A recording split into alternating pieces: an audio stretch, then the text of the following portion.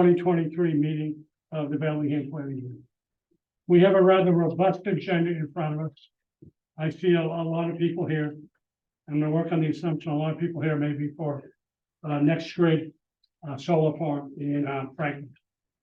What I'd like to do is take care of some housekeeping efforts beforehand, so we can get those out of the way, and then, move on to our detail. Amy, can you discuss the A&R? Sure, if the applicant for the A&R can come up. As everyone recalls at our last meeting, we had the applicant come and it was the board's decision to have them go to the ZBA to seek a variance and then come back. And if everything was fine with the ZBA to endorse the A&R plan. It's recommended now to endorse since it does meet the frontage requirements. So the recommendation is to endorse the plan and sign them. Any questions? We've been here for a few meetings. Can you just give us an update on what has happened? Sure, Mr. Chairman, so last time we were before you, it was this board's leaning that the applicants go before the zoning board for the variance. That was done back in July. That variance has been recorded. It's now noted on the A&R plan where the recording has taken place. And so now we're just back in before you asking for endorsement on that. It's basically a procedural matter at this point in time. Yes, correct. I already have a motion. Do I have a second? Second. Any discussion? All in favor? Please signify with naming your name. Can I vote on this? Yes. Bob Lucier, aye. Dennis, aye. Brian, aye. Bill O'Connell, aye. Bill, aye. Nick, aye. So that will also serve as a vote in attendance for this evening. So that motion passes unanimously. Correct. At this point, the board after the meeting will sign the Mylars and then you can To come be get them available to pick up tomorrow tomorrow. if you'd like. Tomorrow. And then at that point, you can just Okay. record it and get it. Super. Gentlemen, thank you very much. Thank you very much. If you have any questions about the process, give Amy and myself a call. Sure. But best of luck and thank Thank you you. for your cooperation. Thank you. Bellingham Shores Certificate of Lot Release. Yes, what you have in your packet is a lot release request from Bellingham Shores. Also within your packet is the estimate that was provided by the DPW. And so those requirements have been met for what you need to act upon as far as signing the lot releases. It has been recommended by Jim that we wait to release the lots. That's the page that has to be recorded until we get the security agreement. in So right now, place. the bond is not secured, Correct, although we have an estimate, correct. it's not been secured. That's correct. So what I would, is the applicant here? What I would need is a They motion. may be on Zoom. I'm not sure if there's someone in Zoom representing Bellingham Shores. What I would need is a motion to accept the certificate based on a bond estimate being in place. The lot releases, correct? Do I have a second? Second. Any further discussion? All we're simply doing is the lot releases will be approved pending obtaining the bond in hand. They've been given an estimate. All they need to do is now secure the bond. That is correct. And the lots to be released are lots 20, 21, 22, 23, 24, 88, 89, 90, 91, 92, 93, and 94. Without adding to your burden, can you make sure that's those lots are outlined in the motion? Absolutely. Is there a time frame that we're expecting to hear back? That will be up to the applicant when they can give us, basically the documentation that it's been secured. Once we have that, then the original will be released to them, but it will not be released until that point. And then they've been cooperative, everything, so far with everything. And moving forward, what I'd like to do is refer to now, is it the actual name Harmony? Right. So we can just, say goodbye to Bellingham Shores in a manner of speaking. Call for the vote. Aye. Dennis, aye. Brian, aye. Bill, aye. Bill, aye. Nick, aye. That motion passes unanimously. The other thing you'd like to get out, Yep, the last item that, I'd like the board to act on is we have the Mylar for Prospect Hill Estates that needs to be signed. And we also have the covenant. The covenant needs to be signed by our board, and then they'll also have one for Franklin. I have 3 copies. One original will go to the town clerk, one will stay in our file, and one will go to the applicant. The Mylars are in the back. There's about 20 pages, so I recommend instead of signing them now, what I'd like to do is sign it after. the after, meeting. exactly. What I'd like to do though is make a motion now Absolutely. to accept the, sign the, It's the covenant Mhm. for Prospect Hill Estates. Do I have a motion? No. Do I have a second? Second, Nick. Any further discussion? All in favor, please signify by saying aye. Rob, aye. Dennis, aye. Brian, aye. Bill, aye. Bill, aye. Nick, aye. So that is passed unanimously. That moves forward. So the first item tonight on the agenda is the Next Grid Messerbeam LLC public hearing. This is our first meeting tonight. Excuse me, Mr. Chairman, before we do that, Yeah. I apologize for interrupting. Is there any way prior to that, if we have anybody from North Street? that Do was anyone going here to from be- North Street tonight? Just, Okay, okay, just. Yes. Because that was gonna be a simple continuation. So I okay, didn't want to have all the members, if you were here for that, wait. It was All gonna right. be a simple continuation. I hate to have you I change. seats for the apologize. It'll meeting. take 5 minutes, John. I apologize. No problem at all. Okay, thank you. Just in case there's anybody here from North Street Yep. or on there, it should be 5 minutes, Hopefully less. less. Why, sir? Good, how are you, Mr. Chairman? Brian Fogg from Myrick O'Connell here on behalf of the applicant. Okay, I'm sorry, I need to clarify. Although he works for American O'Connell, I have no relationship with that law firm. Just to be very, very transparent.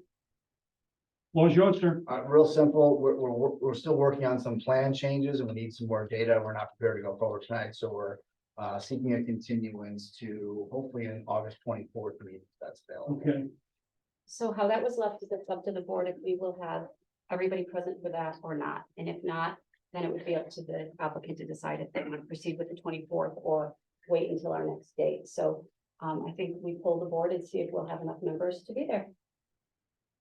will you be available on the 24th? I will be available on the 24th. I'll be here. Brian?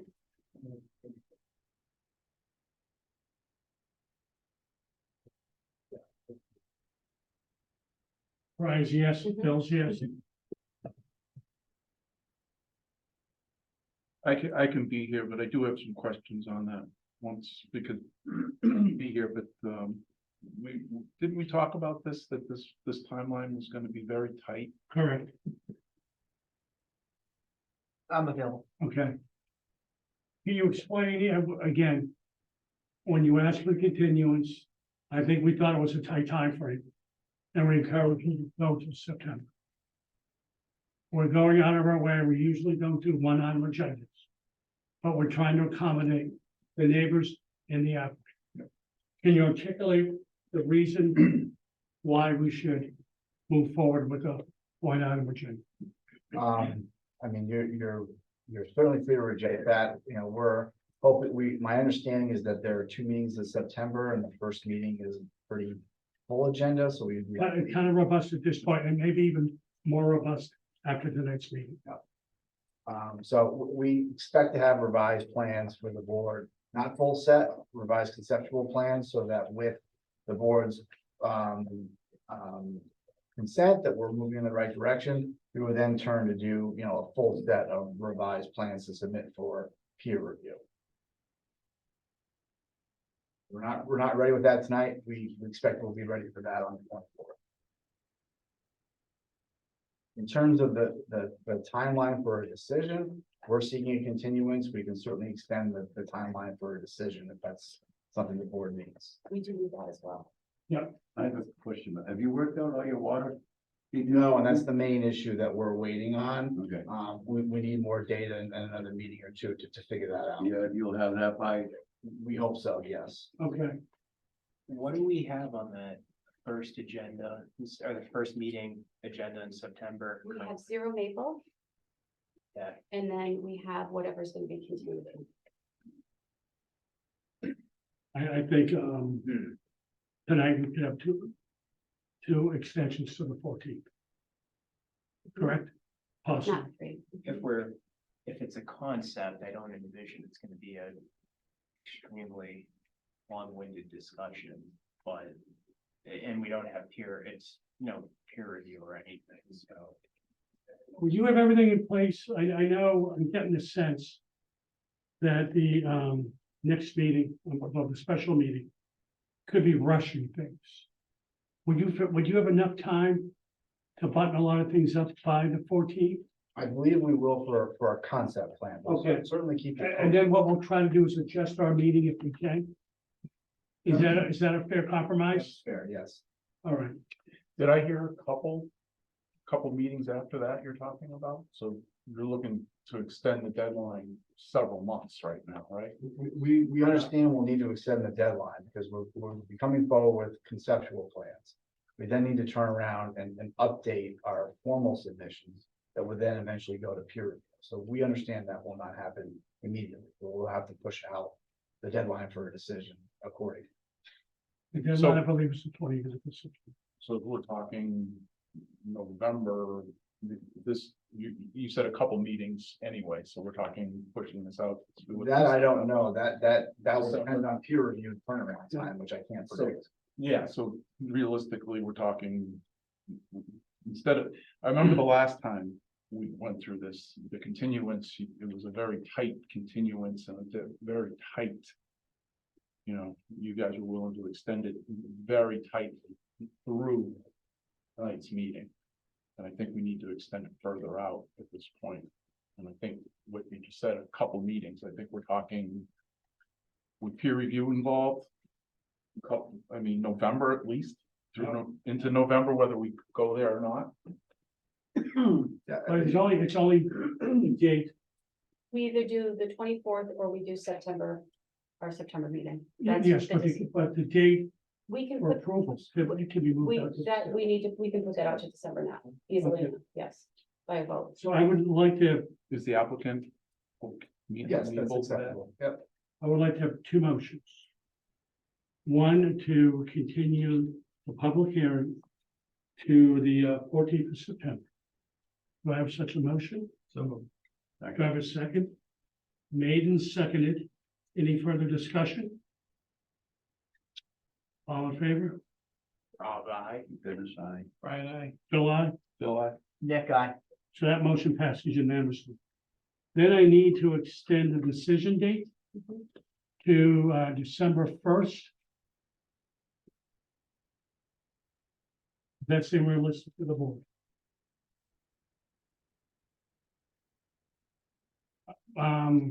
Yeah, I think it seems realistic.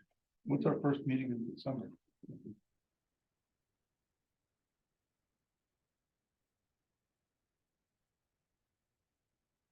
It'd be the 14th. Okay, For the 14th, maybe the day after the 15th, yeah, the 15th.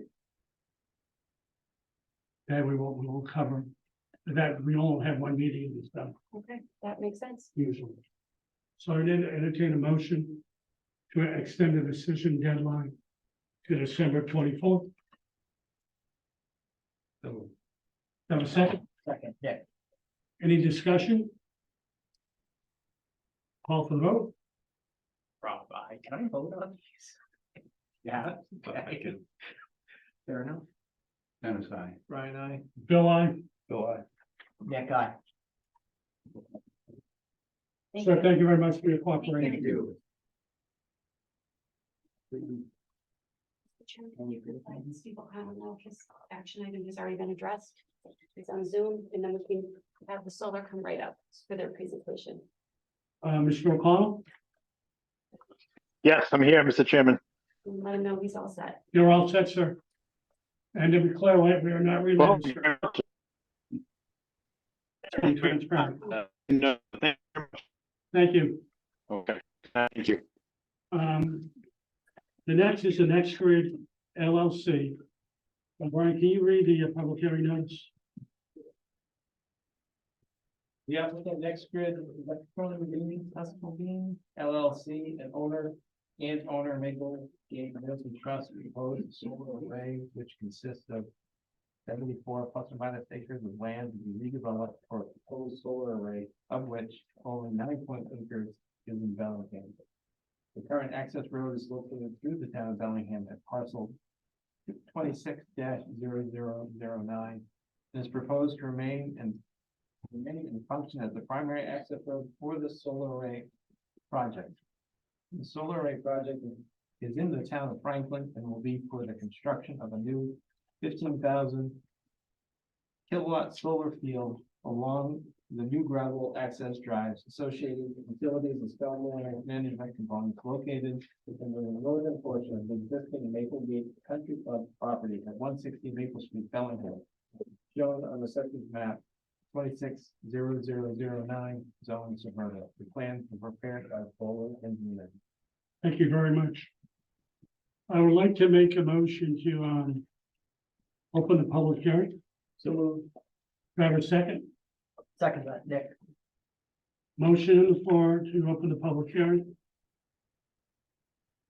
Rob? No, I mean, aye. Aye. Dennis, Brian, Bill, aye. Bill, I. Nick, aye. Okay. Before we turn it over, I need to clarify some things for the audience. Massachusetts General Laws, subsection 240-18P, proposal in 2 communities. Where a proposal is located in part in the town of Bellingham and in part in adjacent municipality, the provisions of development plan review shall apply as follows. A, applicability of the development plan review shall be determined by testing the entire proposal in both communities against all thresholds. Subsection 240-16A. Item B, submittals for the portion lying in the town of Bellingham shall be as specified as according to subsection 240-17. For the portions lying outside the town of Bellingham, only those items necessary for the determination of the subdivision C of this section need to be submitted. Item number C, the proposal shall be approved provided that the portion lying within the town of Bellingham complies with the requirements of the zoning bylaws and provided that outcomes from the entire development for impacts limited by the terms of this bylaw, such as light overspill, subsection 240-49B, comply as mentioned in Bellingham. So if you want to introduce yourself and provide us an overview. Excuse me, one thing before we start the hearing. There were 2 things within your packet. One was a letter that was addressed to everyone that I wanted to enter those into the record. Yep. And the second was also a memo that came dated August 1st, which the board has, and I'd be more than happy to, once the board reviews those, provide those to you as well. So you have that.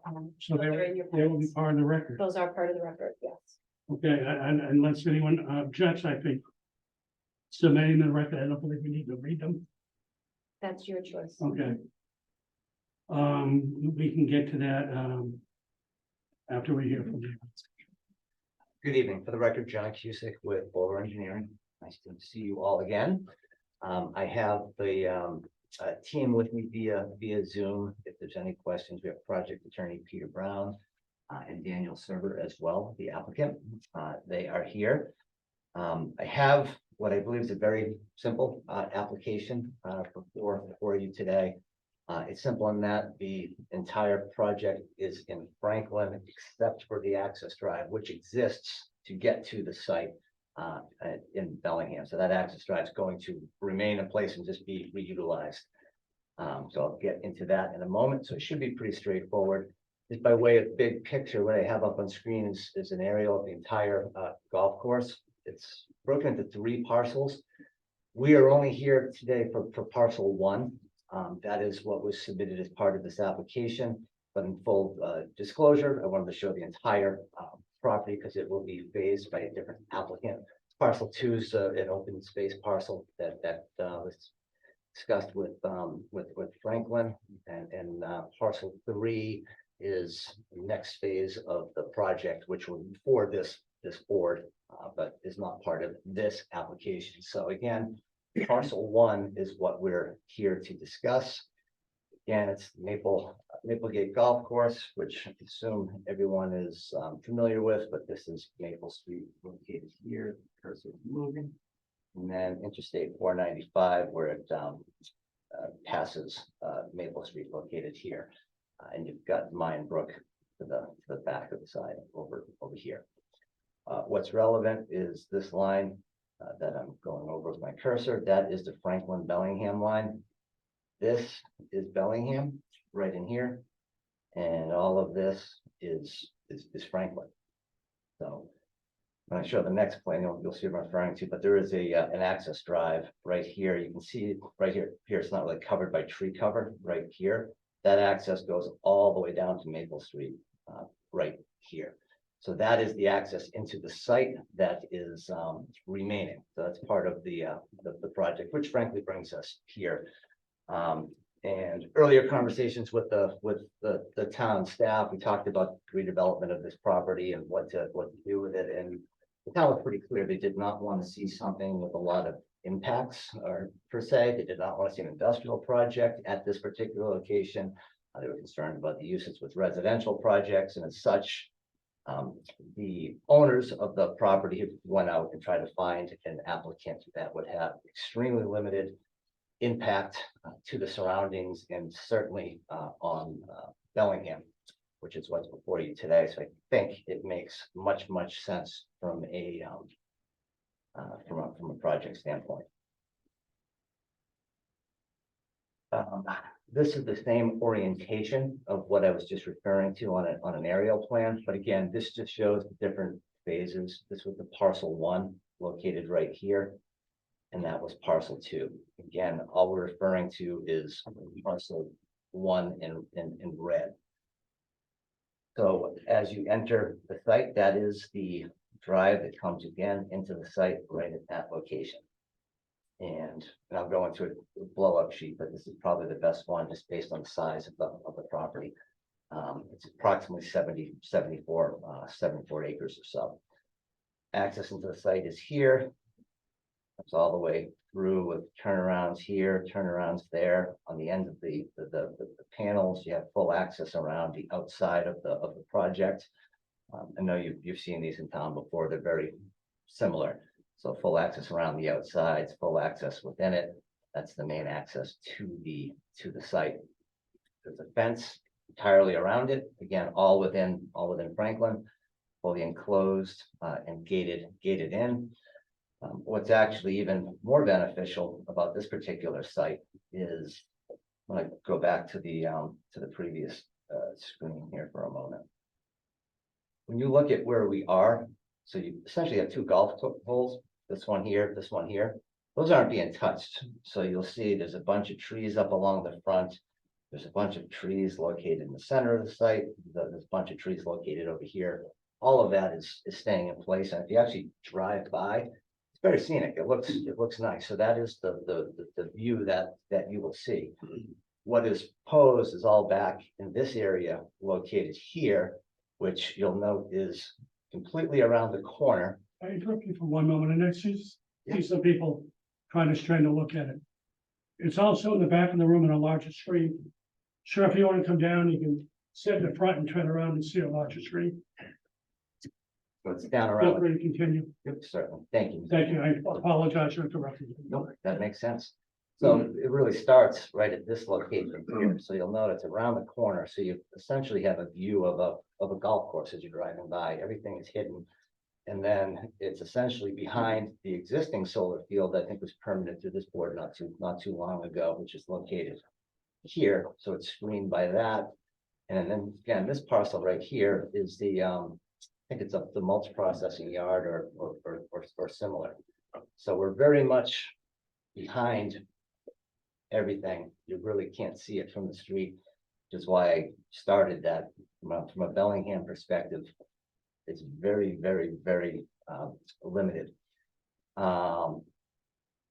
And with that, I can go into more detail about the plan. Again, it's in Franklin, so I can flip through the set, but the only thing that stays is the access road and the electric line going to service the site. Submitted full plan package, we submitted, project narrative.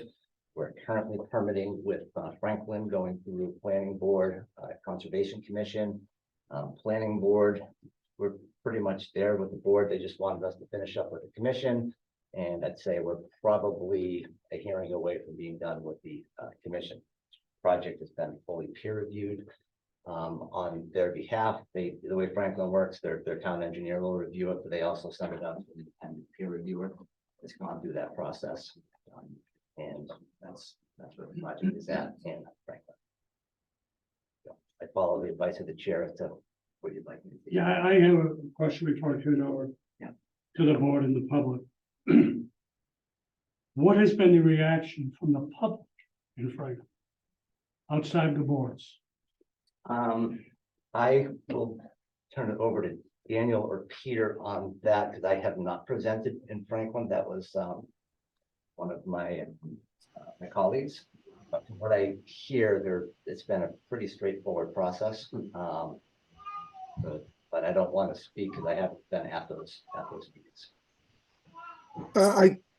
John, I could speak to that. Members of the board, my name is Peter Brown. I'm an attorney. I represent the owner of the property. I'm also working with the prospective purchaser and the applicant of this project, NextGrid. To answer the chair's question, it's been a positive collaborative process. No real fireworks at all during the permitting process. Everybody's worked cooperatively. This has been a decision to go and convey this property over the past several years. And as John mentioned, the owner wanted to find a project and a buyer that would be suitable and amenable to what Bellingham and Franklin were looking for and would be positive for the communities on a going forward basis. So it has been a positive, collaborative, non-controversial process thus far. Anyone else from your team? Better interject? Okay, Amy, have we received proper title for the property question? We have, the application was signed by, I believe it was Mr. Brown representing the trust. Attorney Brown. Yes. The property is owned by Maplegate Realty Trust.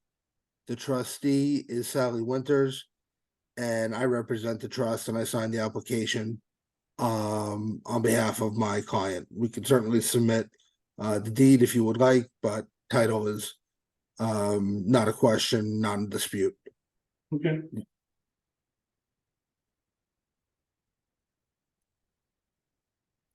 I'd like to turn over to the board. I also want to be cognizant of the public that is here tonight, and I'm sure we'll have a lot of questions. Sure. So,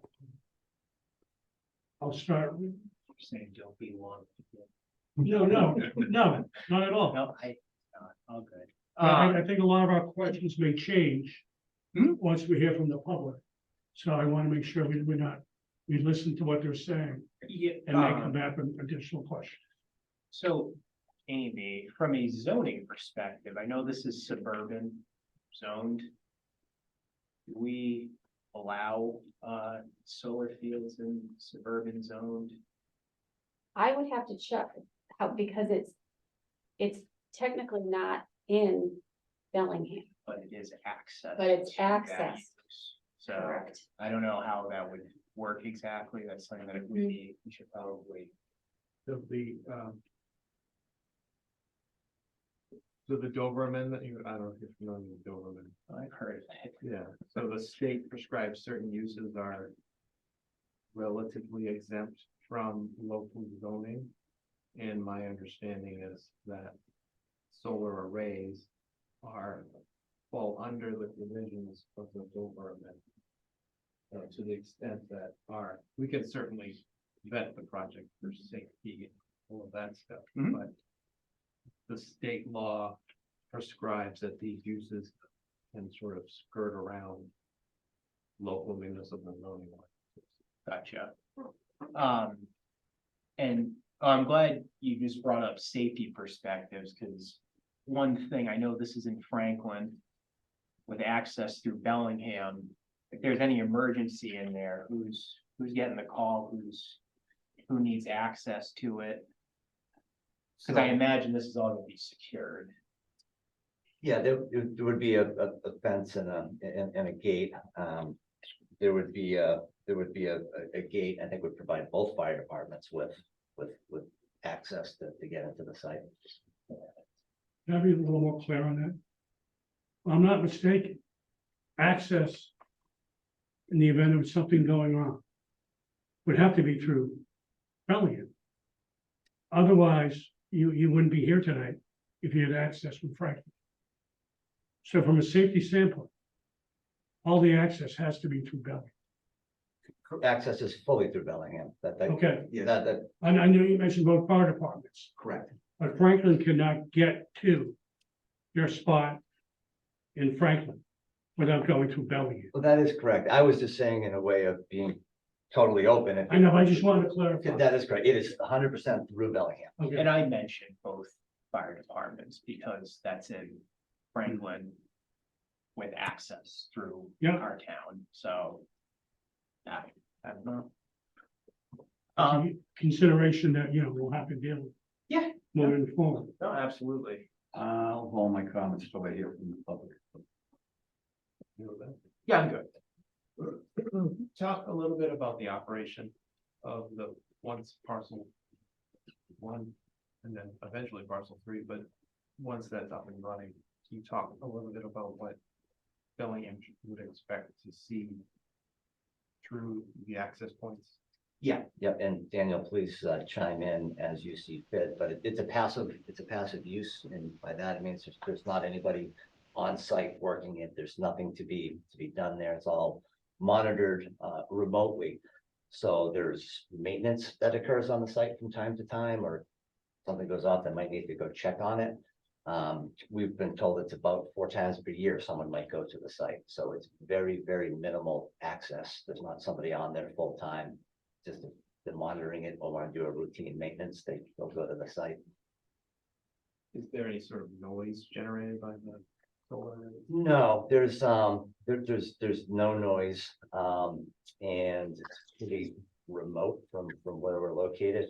Again, if there were noise, this is all, Minebrook and Woodland, and here you've got the other solar array in front of it, and then you've got a mulch processing or storing yard that's located here. We're very much, one thing I will say, in an abundance of caution, Franklin did ask us to put a barrier behind our transformer, just for that reason, in case it happened to make noise. So the applicant agreed to do that. So the transformer on site, there's a sound wall behind it, just to mitigate anything that could potentially happen from there, even though I feel very strongly it wouldn't be an issue. Is there any sort of energy storage facility, anything like that somewhere? I'd ask Daniel to speak more to that if he's. Yeah, so this project's being going into the Massachusetts SMART program, which requires storage now for any project larger than 500 kilowatts. So this project must have an energy storage component. So it does have a battery container near the equipment pad, which is right near the same area as the inverters and the transformers that we're speaking about. So you just out of curiosity, how close is that to Bellingham? What would that be roughly?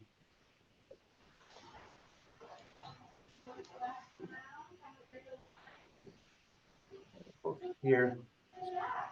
Well, you can see that in an area over here. So the battery storage would be right there. Correct. Where's the inverter that Franklin, or whatever, the transformer? Franklin's wanting a wall.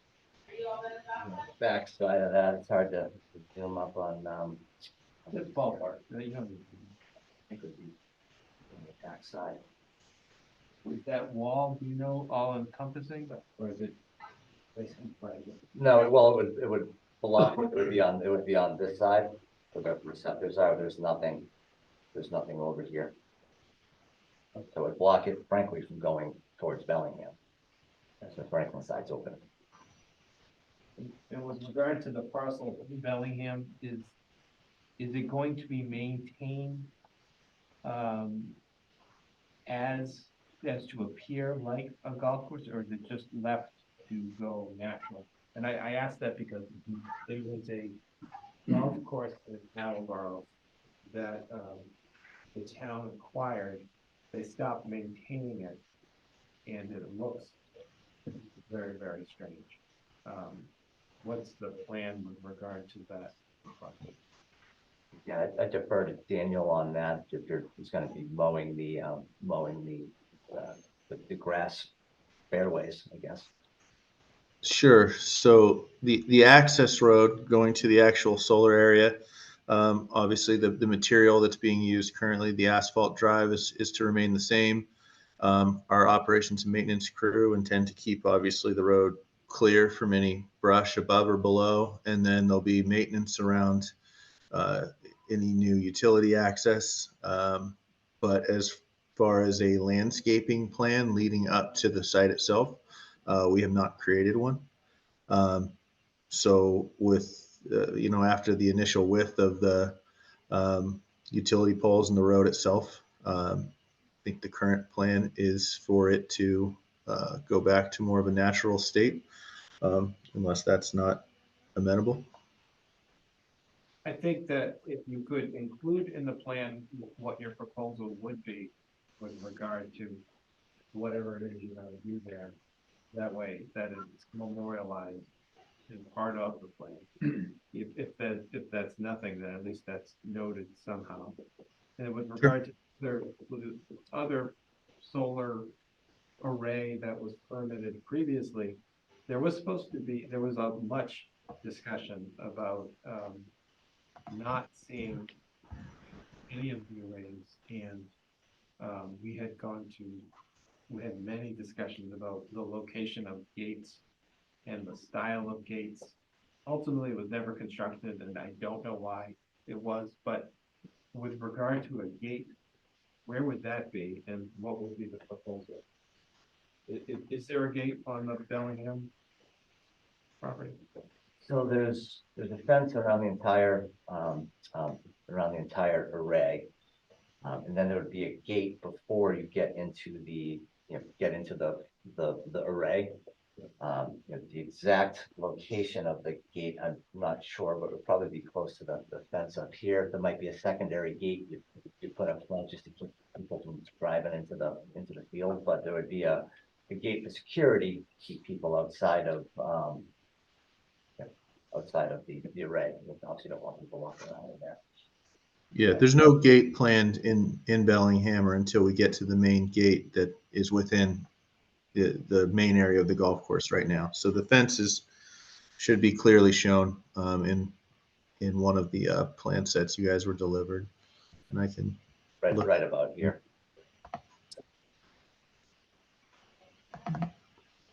Thank you. Any other question? First, do we have copies of the presentation you're making right now? They're not part of the set that we've got here, right?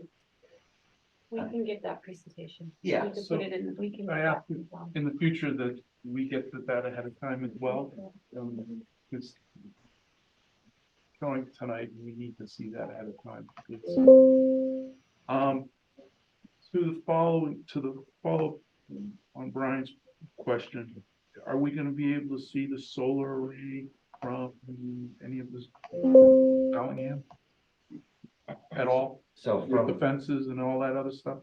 you really shouldn't see it. Again, if you look at this plan here, to show you again, the array starts back here, right? These are the wetlands are located here. The existing road passes it, and it starts at this location here.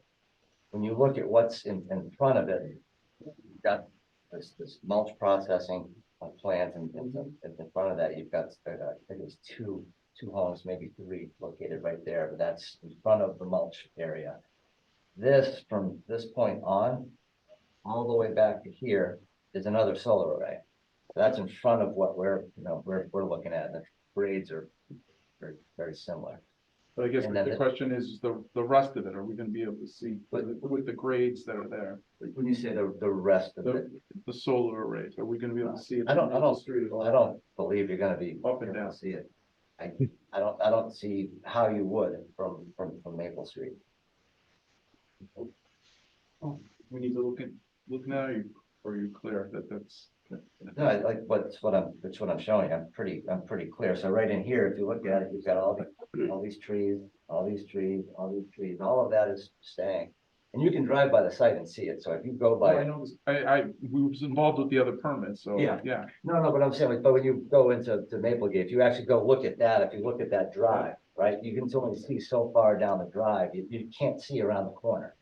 Right, you can see, you can see up, up to this point over here, you can't see around the corner, and that's where this all is, it's around the corner.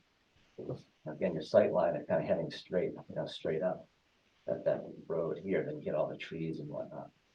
Okay. So Next question. The transmission lines and the power, how is the power getting off this site? Is it through Bellingham or is it through Franklin?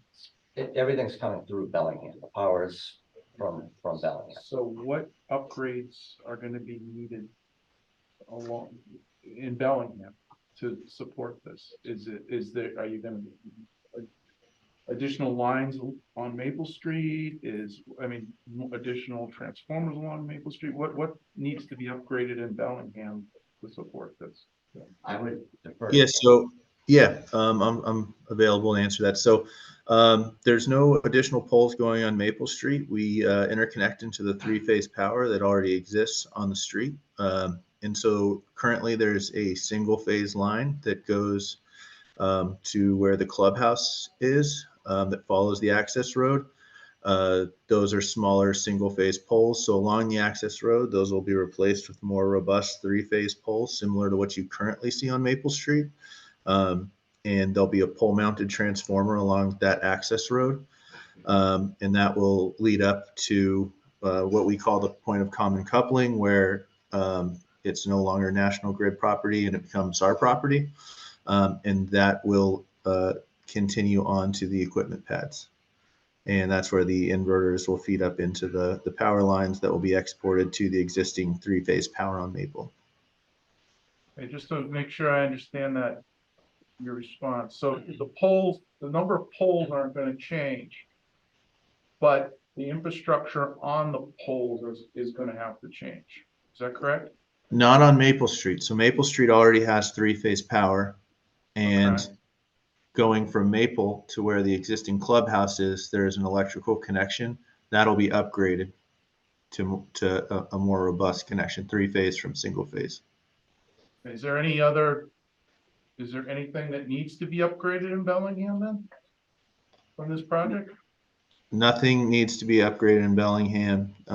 As far as I understand, they might have us upgrade a transformer. Not a transformer, a recloser, which is just a pole mounted device that they're hard to spot. It's just a, emergency backup, kind of making sure there can't be a trip, but that's National Grid is going to do that. It's kind of out of our hands. Well, okay, so let me phrase it this way. So when we put solar power on my roof, they had to change the transformer out in front. And I guess the question is there going to be stuff changed out front for this project? Nope, there will not be stuff changed out front. Like I said, we're just going to take the three-phase power from Maple and bring it into the site. So the existing three-phase power on Maple is going to remain exactly the same. And essentially right now there's a single phase that offshoots from Maple to the clubhouse, and we're going to make that three-phase. But nothing on Maple itself will be changing until you hit that access road. Can I be a little more direct? You mentioned Maple Street. Is anything gonna change once you leave Maple Street while you're still in Bellingham, on that road that brings you into the golf course? Any telephone poles, any transformers? Anything National, on a yeah, Maple Street that's still in Bellingham? National Grid will be replacing the poles that are along the access road and Okay. making it from single phase to three phase. So there's And what will existing, that look like? it'll look, well, the poles should look pretty much like they do along Maple Street. So right now there's a single phase line and it'll be replaced with a three phase line that'll have three wires instead of one. Okay, Maple Street stays the same, it's just I coming understand. into the site. but I want to be specific on anything in the town of Bellingham. That's great. Any other questions? I think I'll wait until I hear from the public. I have a couple of questions. Rob had touched on just police and fire access. I'm sure that the property already has some sort of plan in place, so I'd be interested to know what it is and then what might change. So definitely hearing from the fire department, I think would be beneficial. And then as far as access in the winter, I know that you mentioned that the property isn't access every day, but will snow removal be maintained almost immediately? So if there is an emergency, say in the winter, that the site could be accessed? Correct. So the first question, we welcome any comments from the fire chief. Second question, that the road would be maintained. Thank you. I have a few questions before we hear from the public. I think this board is rather robust in the way we approach things.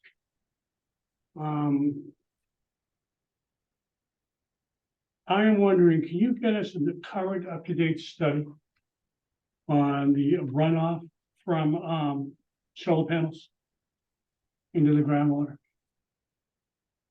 So there was a drainage report that was prepared in accordance with state standards that was submitted as part of the Franklin application that essentially looks at that.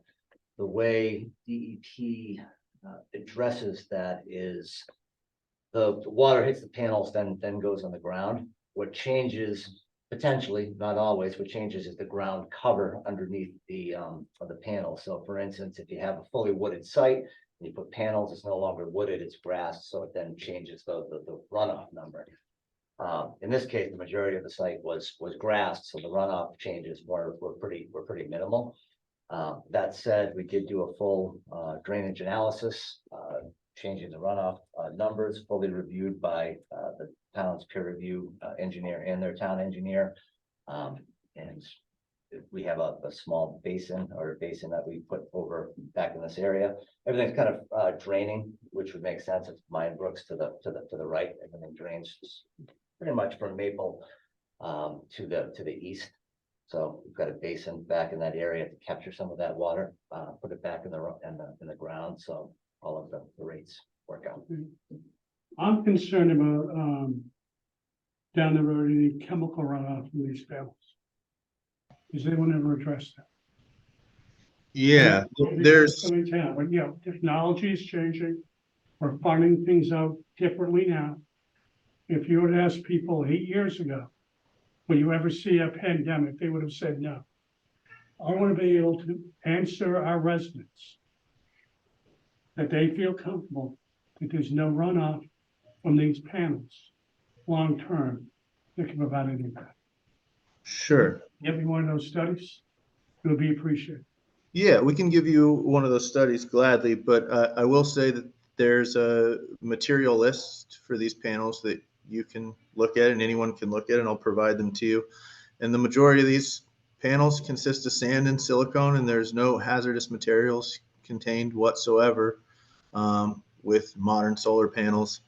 There was a brand years ago that was called the thin film panel, and they had cadmium in them, but they haven't been made in at least 5 years, and Okay. they're no longer available. So, and I'm Okay. more than happy to get you that information, and there's plenty of it. So I'll make sure. Again, those are my craze of technology changing over time. Other question I have is, the fire department will want to know how we're going to deal with the potential, fire in the battery storage unit. So, We've had a current proposal in front of us, battery storage, and we've had a lengthy discussion on that. And that would, the fire department will probably inquire on how you deal with the fire within the battery storage unit. Also an area that is, although not parcel one, but it's a wet area. Those are my questions. If you can get me those answers. I may have other questions based on, public input. Mr. Chairman. Daniel, did you want to address the fire protection for? Yeah, I can address it in part. I don't want it to open up more questions than I'm answering, so we can get you a full report on all that. But generally speaking, there's a battery storage container. That battery storage has groupings of battery cells, and then there's individual battery cells. The fire suppression system that we propose, for one thing, like we said, it's a remotely monitored system. So if any of those battery cells hit a certain temperature, the whole system's completely shut off automatically. So Okay. it substantially lowers the potential for a fire. But if there is a fire, we have what we call a direct water injection system, which injects water directly to the individual battery cells from a water tank that's attached to the battery. And then additionally, there's a dry standpipe, so fire department can pump water directly into the battery units if they're not comfortable with the, I think it's 500 gallons of continuous cold water going through the battery cells themselves. So we do have more information on that. I'm happy to get it to you, and I'm happy That to would get be it. great. That addresses all of my concerns. Thank you. You're welcome. Unless members of the board have any Yeah, other questions. Bill, I want. What's your decommissioning procedure? So we provided Franklin, or we're providing them with a decommissioning bond. Decommissioning will obviously happen within, I believe it'll be within 180 days of the last day that the system is functioning. Our initial contract with the utility National Grid is for 20 years. So everything will be completely removed. In this case, we're not removing a lot of natural features that weren't planted by the golf course. We're not ripping anything up in particular. So generally speaking, we would get the site to its original condition. So replanting natural grasses. There's some tree planting associated usually. That'll all be bonded with Franklin. They're the ones requesting the bond. Everything will be cleaned up and recycled essentially. Where do the panels wind up? So there's a few solar panel recycling facilities in New England. At this time, there's only 2. We assume as an industry that in 20 years after, literally millions of these panels are installed, that there will be a market recycling solution where there'll be more than 2 facilities in the Northeast. But the plan is to recycle these in one of those 2 facilities, or hopefully someplace in state. Right now there's one in New Hampshire and Maine, I believe. Those are regulated by the state, federal government? Who regulates the recycling facility? I don't have a positive answer on who does. All right. I'll pick up on that at some point as part of the decommissioning plan, if we get that far. We would like to have some coverage for the town of Bellingham as a material transports through Bellingham, leaving Franklin. And we can talk about that later on. But I'm more anxious to hear from the people that are here this evening. I'd like to open up the public portion of this. What I would like to do is try to rotate the questions and try not to have the same question asked more than 2 or 3 times. But we're here to listen to you, and we await your questions. Have you by chance, I don't think this may be the case. Do you have one designated person to ask questions? Or do you all want to raise your hands and ask questions? I'd like to make a statement. Certainly, sir. Okay, should I set up that? And by the way, you want the people that wrote the letter? No. Okay, Nope. My name is Greg Dowdell. I've been working at Maplegate for 30 years, been working for the French family for 30 years. I'd really just like to talk about the benefits of golf and I appreciate their plan. I know you guys, appreciate you guys paying attention to the details of all that. But I'd like to speak a second about the benefits of golf. All these people are here, they're golfers.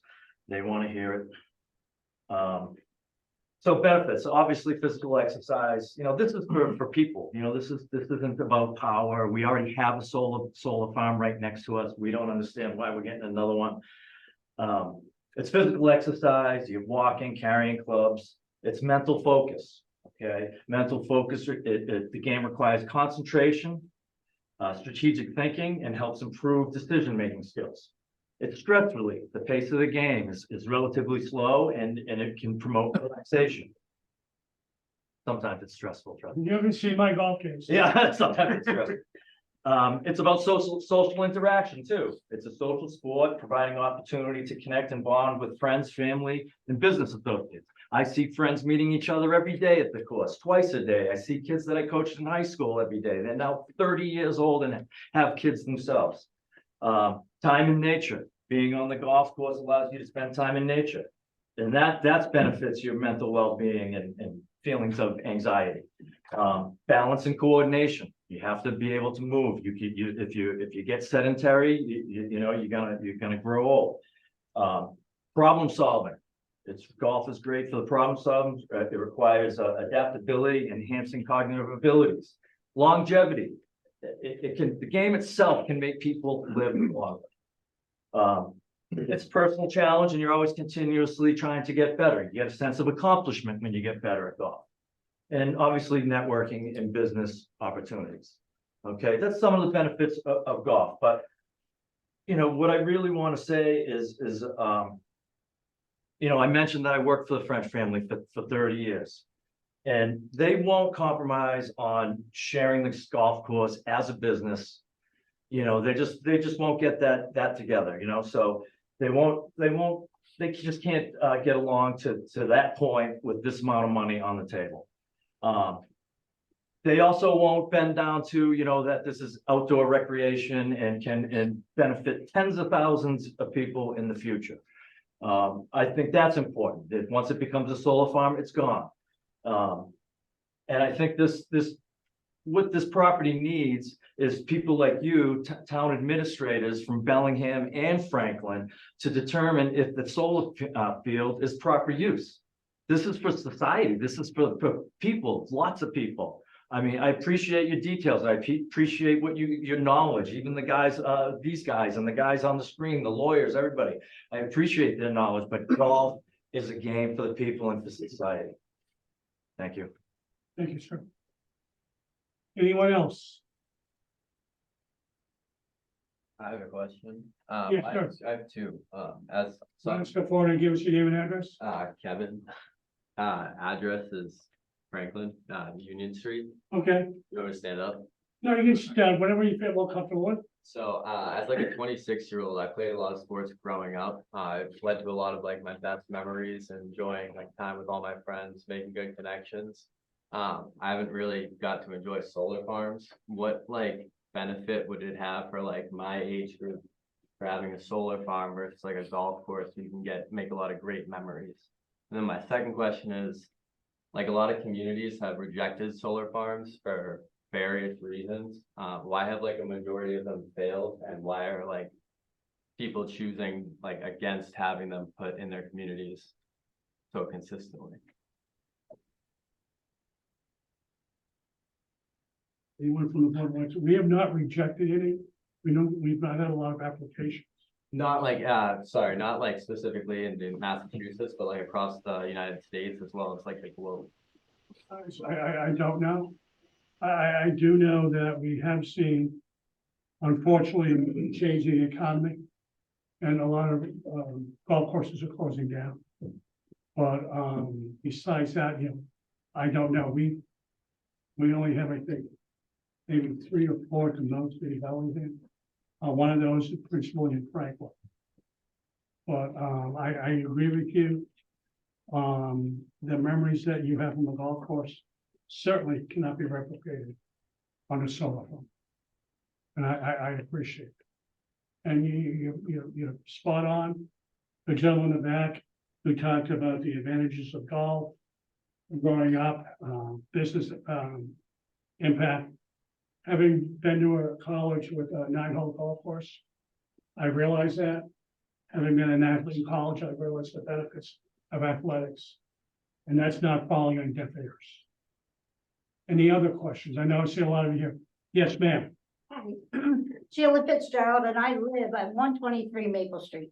And I've seen a lot of different changes going on at Maple Street. And this is one change I would really not like to see because I am an animal lover. And all you see on TV anymore is that coyotes are coming into your yard. I wonder why.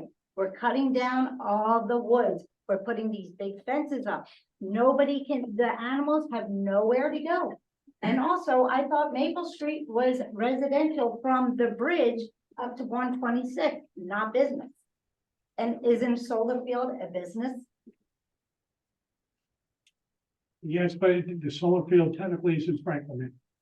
But But the we will, entrance is on Maple Street, I- across the street from my house. and we're trying to address it. Okay, well, I'm just saying, I'm really worried about all the animals.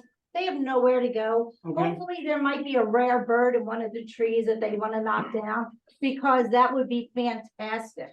Mhm. That they would not be able to knock down any trees anymore, because these people, it's just greed anymore. It is greed, greed, greed. It is the bottom line, and that's what Bellingham is coming into. It's just a greedy place. Thank you, ma'am. One question. Gentleman in the front. Ron, I live in Bellingham. How you doing? Doing fine, sir. I You run, want name and address? my name's Rod Manson, 1 Hartford Ave. Okay, I run utilities in a construction company, and we take 3-phase, put it into 1-phase. How does a property that is 1-phase support going into 3-phase without you changing your whole structure on Maple Street? What supports that? Does a current existing solar farm didn't have any upgrades, just runs into your line? I mean, you only have one pipe that, I don't think anyone in this board can answer that question right now, but we will get you an answer. would there be a power surge? Will we lose power? I mean, would there be interruptions? We will try to have an answer to that by the next meeting. We can also have that addressed through peer review, Yes. if the board so chooses. Okay, just All right, curious. so that would be something as we go down. Well, I mean, without you changing your all your poles, all your lines. That's something we're gonna look into. Yeah. Okay. And part of our due diligence, you heard me ask specifically about poles not on Maple Street, but within Bellingham. Bellingham and So, Frank. yeah, we're gonna look at everything. We're not gonna simply approve this. We're gonna listen to input and get things, but again, we are limited in how much we can do. I'm just curious, because But I wanna find that answer out as well, yeah, and I wanna find out from a peer review. So, and that, will work for us, that we pay for by the applicant. So that will, as we go down the road and decide to do peer review, that will be addressed. Anyone else? Yes, sir, in the front. Ron Scalvo, Franklin, Mass. So he was saying about poles going down the access road. Yes, sir. There's no poles on that. It's all underground. Okay. So are they gonna put their own poles up? And have you seen the solar farm that's next to the golf course? There's no Okay. maintenance going on there. Okay, It's all weeds underneath. I should have taken a picture, but I didn't. all right, It's something you should go look at. Doesn't look very nice to me.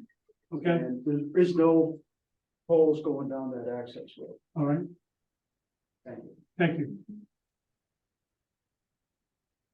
Yes, sir. Mr. Chairman, Michael Connor, 13 Bellstone Drive, and for clarity, I'll also add that I'm Chairman of the Board of Selectmen because some of my comments will relate to my role. Certainly. I would ask the question, does the Dover Amendment guarantee that this project will move forward? Because if it is the case, we should stop right now, adjourn, and give them the rights. That's my first question. Although we have an attorney here, we will seek out opinion from town council. Thank you.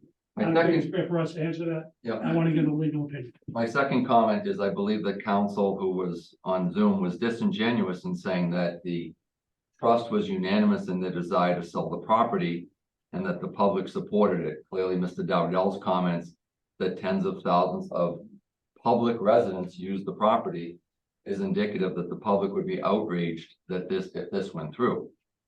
I personally agree with that comment. And knowing some of the members who are part of the trust, they are not in unanimity of their desire to sell. As a member of the Board of Selectmen, I sat where you are, and we rejected the warehouse complex because you could not cross Bellingham property to do a warehouse project, and you could not cross the 17th and 18th hole to go across commercial property for a residential complex. We negotiated in good faith with them and the Toll Brothers, and Toll Brothers backed out when it was going to be a 300 lot subdivision. They tried a warehouse, they tried housing, and the next best thing is solar. Pure greed. It is my opinion that the Maplegate Trust is as much a public asset as the Boston Red Sox are, owned by John Henry, well, the New England Patriots are owned by Robert Kraft, and we wouldn't be putting solar on Fenway Park or Gillette Stadium or this golf course. Maplegate is a public asset and should be sold as a golf course, not as a solar farm. And the full throat of the town of Bellingham should be behind maintaining this asset. We negotiated at town meeting to maintain New England Country Club as open space. Their address is in Bellingham. And if Franklin wants to go and do whatever they want to do and generate all of the tax revenue from this, more power to them, because I'm sure they're going to generate more tax revenue than as an open space golf course. But open space is precious. And if this board can do anything to stop it, it should. Thank you. Thank you. Anyone else? Gentleman in the middle row. Yeah, I'm John Washington. I live on Apache Road. We have your letter, sir. And, you know, the one Thank you thing, for running it.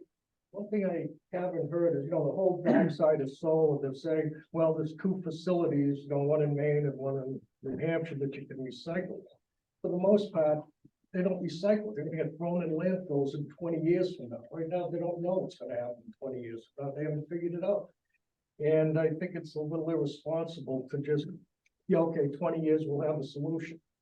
And I don't know, so, yeah, whose problem gonna be? Franklin's problem or Bellingham's? But I also heard that, they're not that toxic. Well, as far as I know, there's a lot of lead in the solar panel. And, you know, lead's not, very healthy. Correct. So, That was the point of my question. and, it's there, and I think it's a big mistake to let it go through. Okay. Let me address one thing that you mentioned.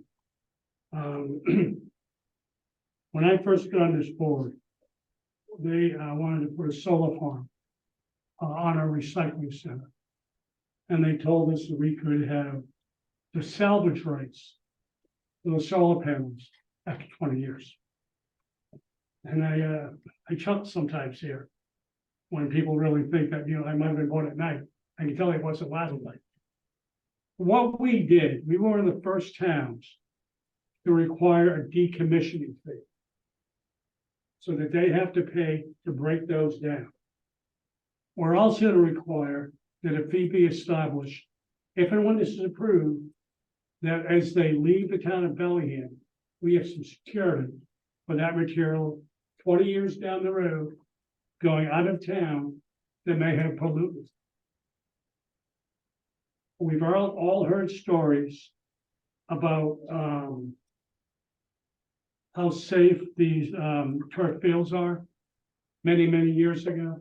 Now people are starting to find out they aren't as safe as people thought they were. So I'm trying to protect our town as long-term as we can. We're gonna take the questions raised by Mr. Connor, who is on the select board, I believe is chair of the select board, and vet those through our attorney and try to have a response back at a future meeting. I can tell you based on input tonight, I'll just speak for myself. I don't feel comfortable this evening, certainly making a decision. But, we will continue to go down this process. The reason I said I don't feel comfortable is we've asked for additional information to be provided. So we will probably have at least 1 or 2 more meetings as we go down this process. This will be as fully vetted as we can, as this board does anything. Mind you, this is not, although the address is Bellingham, and I agree, the land is in Franklin. So to some degree, we are limited in our scope, but we will complete this project like we do any project that comes to Bellingham.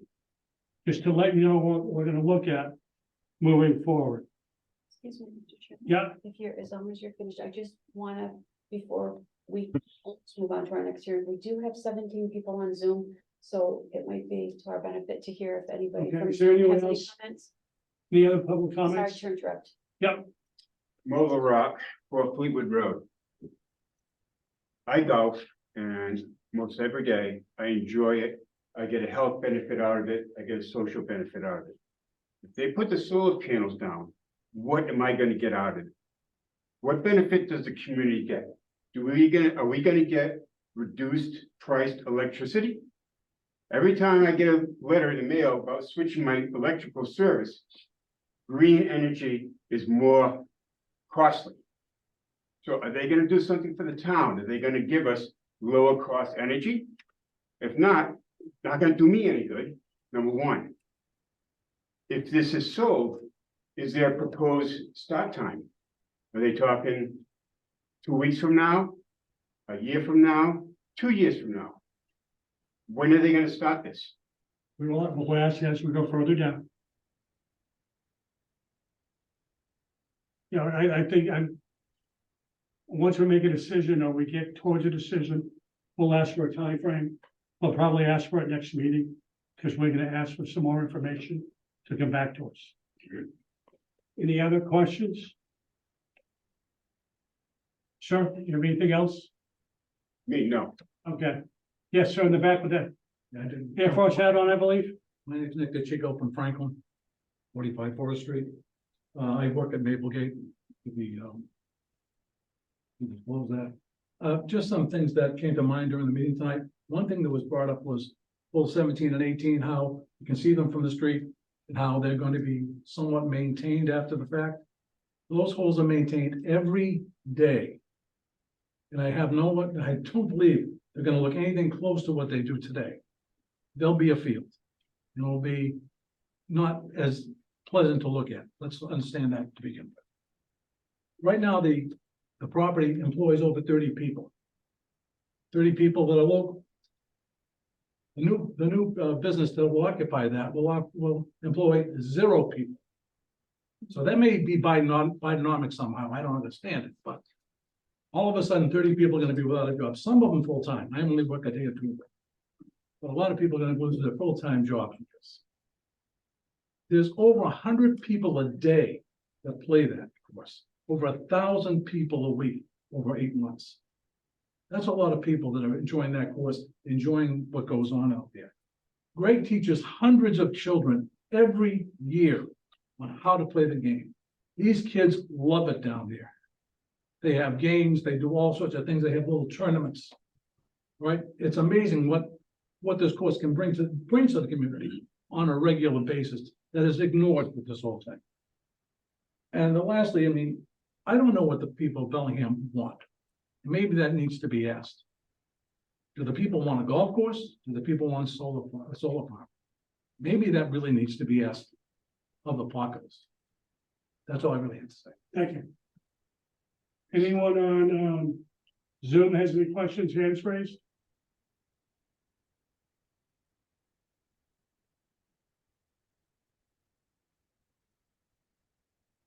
Let's get any hands.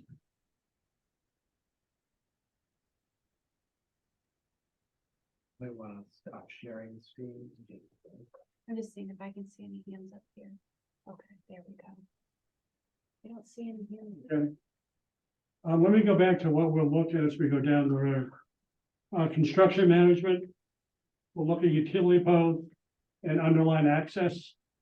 Any scenic roads, visibility. At some point, although not this evening, we need to confirm any impact in parcel 1 in Bellingham on stormwater and emergency response. So, any other questions from the public? Any? Yes, sir. David Wyatt from Stephen Road. What's the total output when this project's completed? 15 kilowatt. Megawatts, Megawatts. megawatts DC. Okay.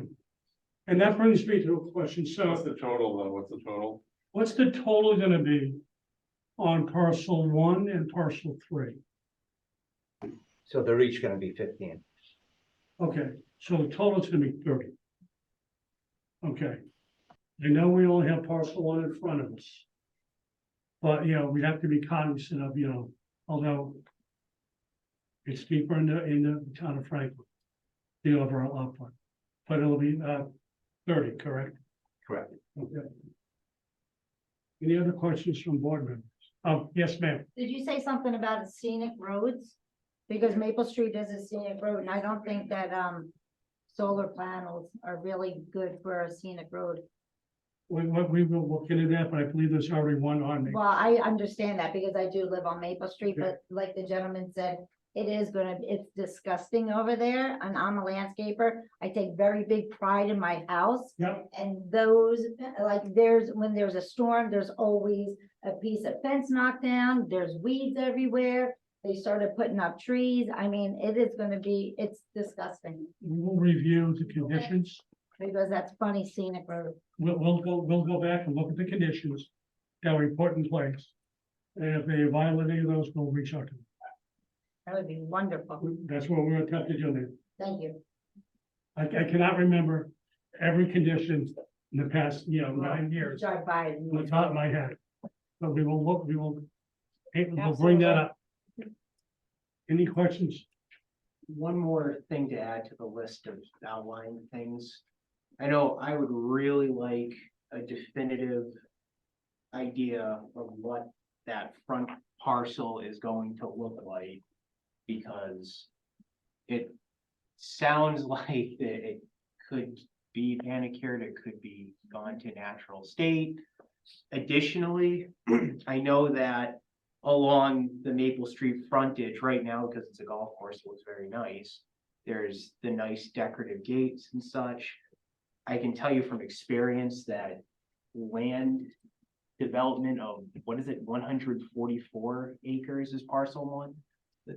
One's a little less than that. I think that might have been all together. When you look at the zoning table, I think it's 74. All right, either way, it's gonna be a substantial amount of heavy equipment to develop that, and right now, site access is pretty tight, so getting 18-wheelers in there, I don't know if that's gonna work with the current conditions, so I don't know if the plan would require cutting down trees, removing that gate, if it's a scenic road, if things do have to come down, meaning the gate, is the applicant amendable to replacing those once these are constructed? These are all questions that I would really like answers to if this were to move forward.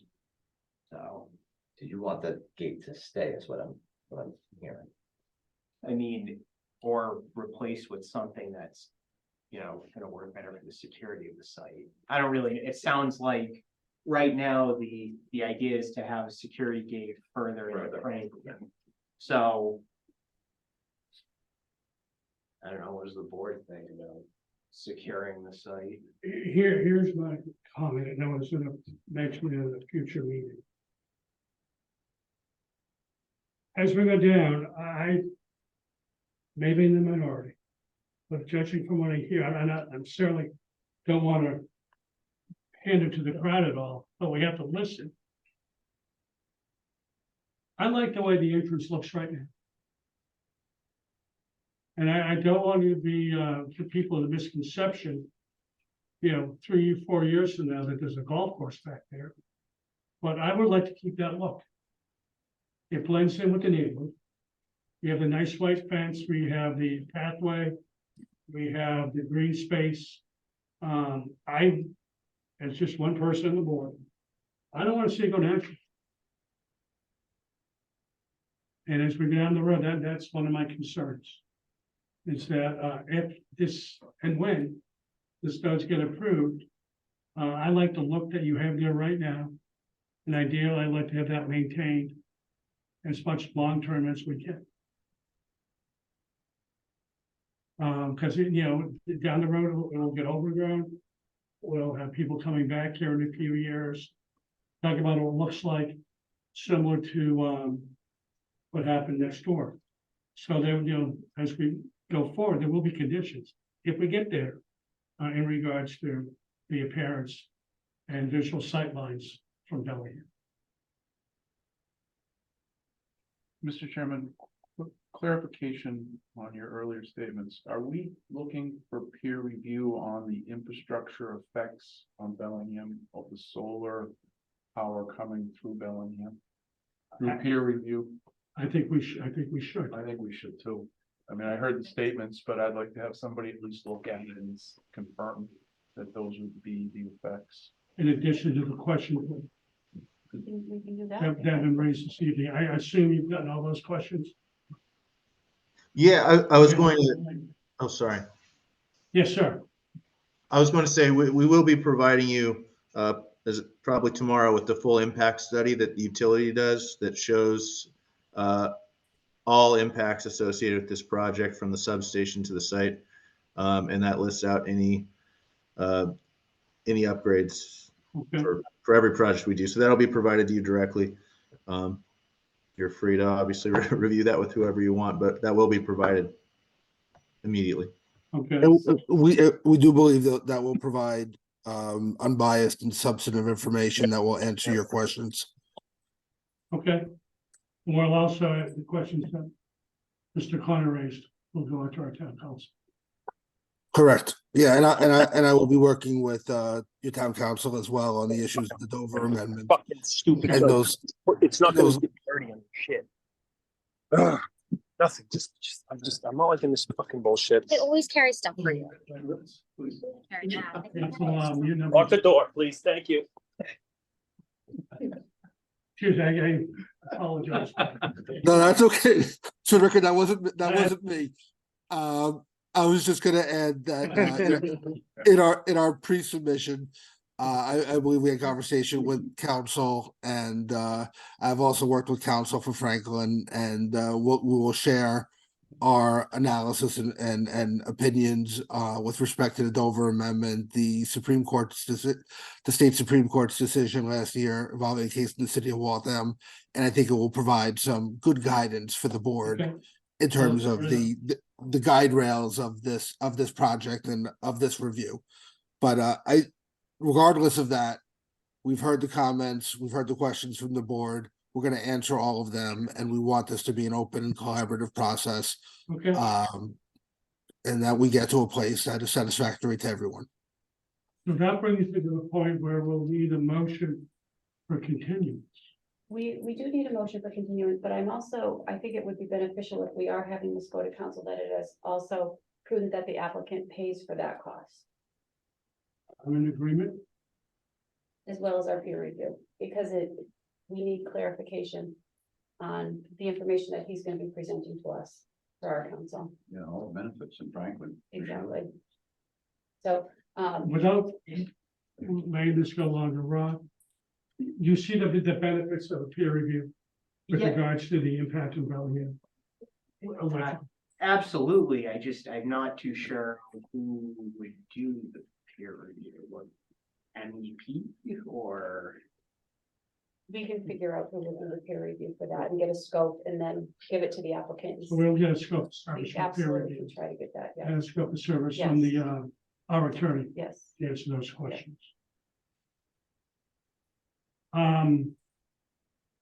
What are you doing? I'm not allowed to pee. Of course, yeah, of course you can. Pete, go. Fucking Pete. Hold on, I'm gonna let,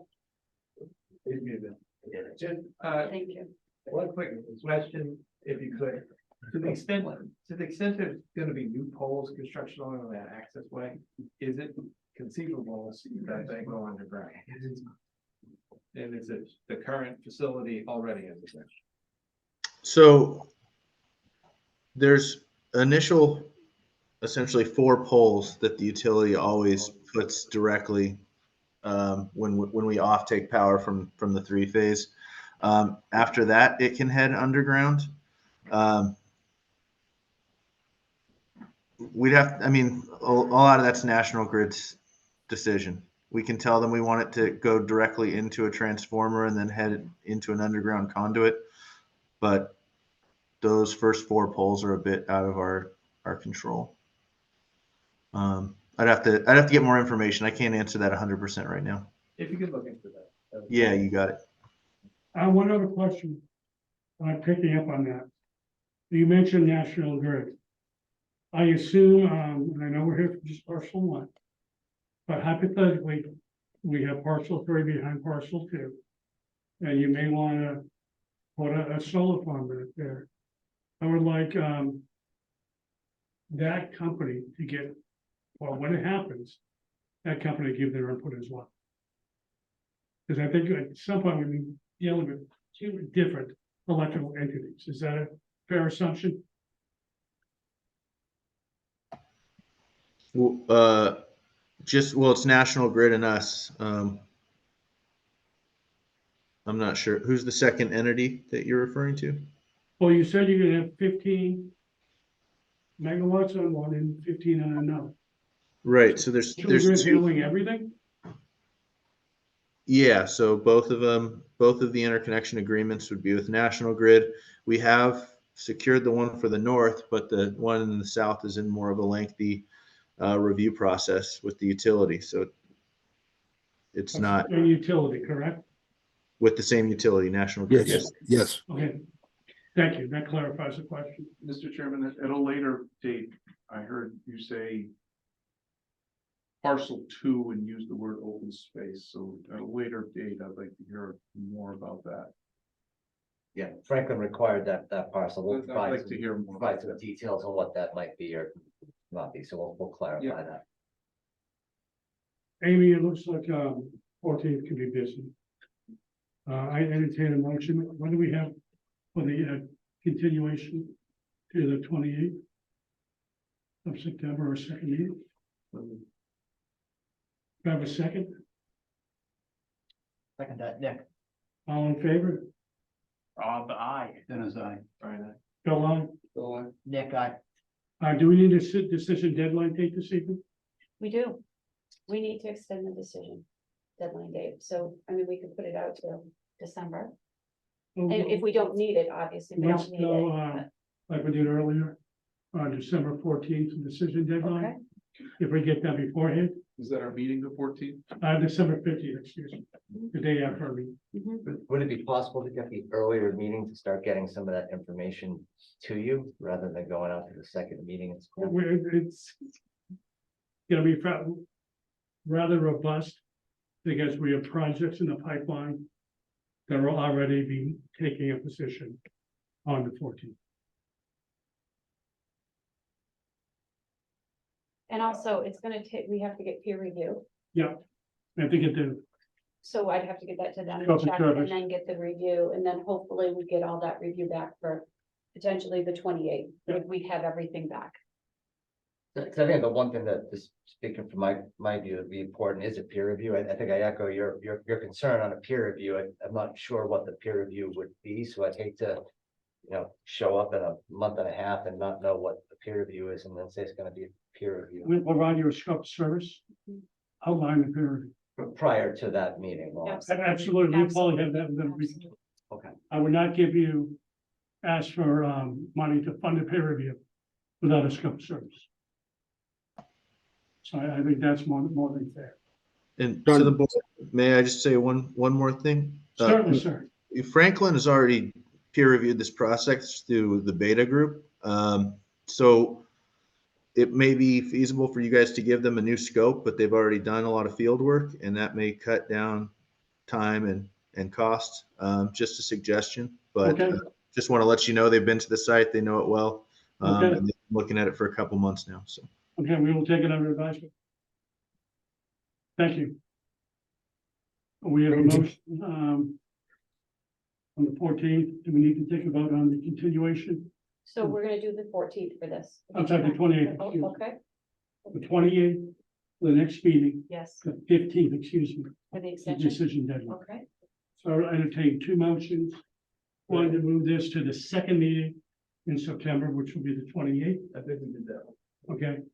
Our decision deadline date will be Friday, December 15th, which will be our only meeting, I believe, in December for that month. Do we have the applicant already agreeing that that's okay? This is deadline. Daniel nodding his head, yes. Thank you. Yeah, we could be done beforehand. Thank you. So, It's second. Yes. you seconded? No, I can't second. I'll second. All in favor? Rob, I. Dennis, I. Ryan, I. Bill, aye. Still I. Nick, I. The motion passes unanimously. Gentlemen, any questions moving forward on this, please contact Amy and myself. And we'll look forward to seeing you on the 28th of September. And I want to thank everyone who's here tonight for participating. I encourage all of you to come back and participate as we go down the road on this. Thank you very much for your input. Thank you so much. Thank you. Thank you. Thank you for your time, Mr. Wilson. Appreciate it.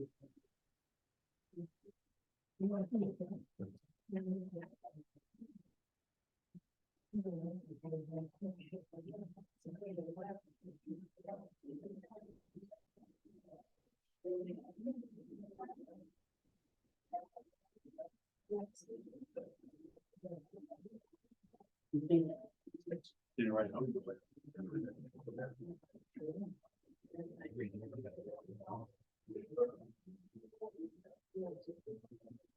Next on the agenda is to continue public hearing on Steadcraft. Is anyone here this evening?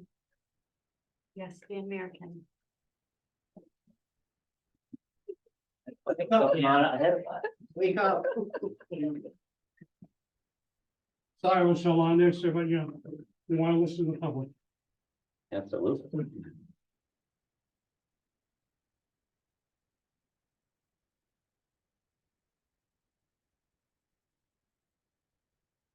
This, for the public knowledge, this is the continuation of a public hearing. A Step Trail Estates.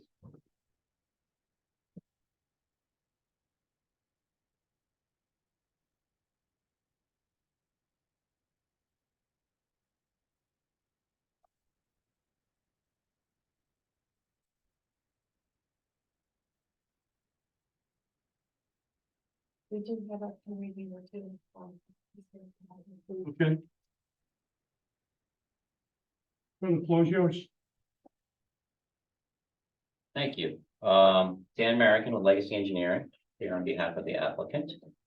It's been a while since I was here. We have been working with the Conservation Commission on this project, and we met with them last week. They indicated, aside from one small change they wanted, that they are now satisfied with the design of the project.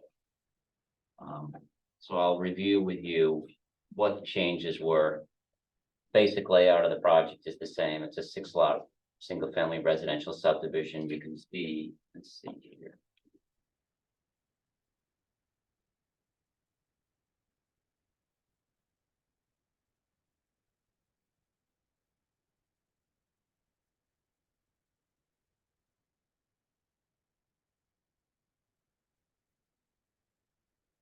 Okay. This was the plan that we initially submitted. You can see that we had this road that went in straight through basically and 6 lots around it. What has changed?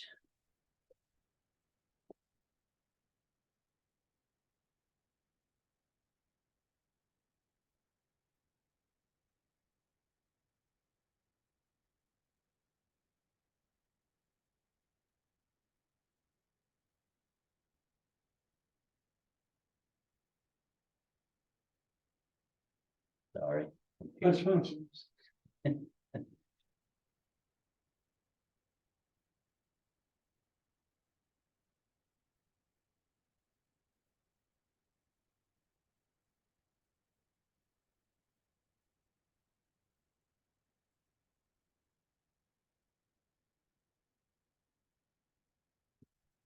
Okay, so the road configuration basically changed. So we still have 6 lots. But the road, as you can see, kind of swings in more to the right, slightly longer than what we had before, but still 6 lots. And the reason for that is that you originally delineated the wetlands. We had a wetland area on the left side of the property and a wetland area on the right side. And as in the course of working with the Conservation Commission, a narrow wetland area was identified that connected the two. The wetland area on the right is much higher than the wetland area on the left. What happens is periodically, when you get lots and lots of rain, there'd be some overflow from the upper wetland that'll pass through a natural valley into the lower wetland. So as part of that whole process, we basically relocated the road to the point where it would impact that narrow strip of wetlands the least possible amount. And that was why the road location changed. Otherwise, there's not really much change to the design of the project. We still have a stormwater basin at the end of the road. It's been reworked a little bit to accommodate the different configuration of the road, but essentially what we have now is in this area, we have a crossing where we'll have a pair of pipes that will pass under the road that would allow this runoff that comes from the wetland to the south to pass under the road and continue along the way it does today towards the wetland on the west of the site. And the one change the Conservation Commission requested was that pair of 18-inch pipes be changed to a single 24-inch pipe, which is fine.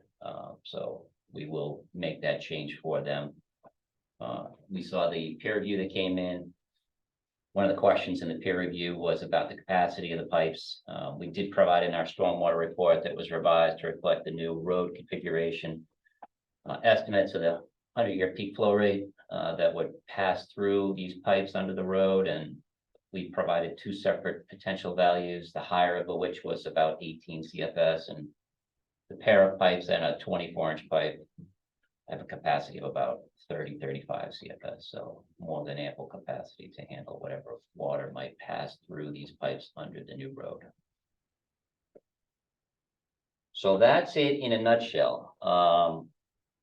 There were 2 additional waiver requests.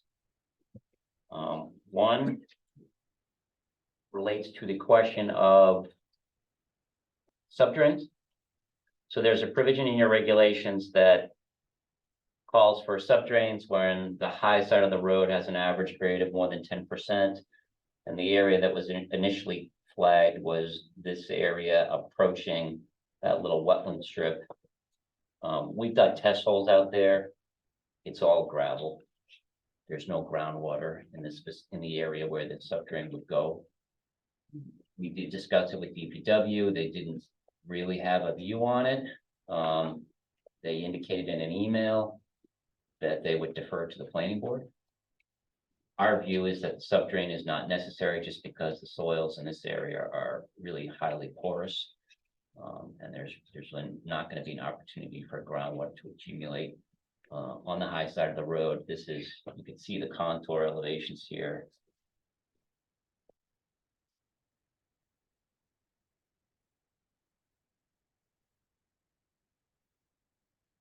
The road is up at contour elevation 222, and the wetland area that passes under the road is down around 214. So, you know, as the road kind of crosses over that wetland area, it's 7-8 feet higher than the wetland. There's not going to be any opportunity for groundwater to impact the road at all, the road bed at all. So we have added that waiver request. And the second waiver request that we've added is to not construct a sidewalk. This is a small project with only 6 homes. We don't think that a sidewalk is necessary for it, and personally in favor of reducing impervious coverage to the extent that we reasonably can. So we're asking for that waiver. So tonight, happy to answer any questions you have. I'm at the point with the Conservation Commission where they're ready to take action once they receive the change on that 24-inch pipe going for the 2 18-inch pipes. I'd like to see if there are any changes that this board would like to see so that I could incorporate those into a plan revision and get that to the Conservation Commission.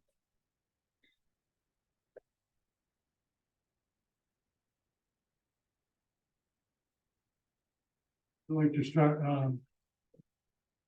questions? Actually, Mr. Chairman, before I go down that road, Yes, sir. I forgot that the big focus of the commentary at the initial meeting was that the applicant was originally proposing on-site wells and septic systems, as you may recall. That's been changed. We met with DPW to review the project. We have now proposed a low-pressure sewer system. All the homes will be connected to the municipal sewer, and also a water main that will go down the full length of the road, and then it will terminate at a hydrant in the cul-de-sac. So that will address fire suppression as well. Correct. Okay. Thank you for clarifying that. I'd like to start my left, Rob. Do you have any questions? No, I remember going way back to when this was first peer reviewed and being the initial presentation. There was really minor items. I think the biggest thing was the utility switch. It's really good to hear that we'll need water and sewer. So We will. One question just regarding, because the sidewalk waiver, the road width is 24 feet, correct? Or is it less than 22, I believe, per the regulation. Okay, 22 feet. Yeah, no, I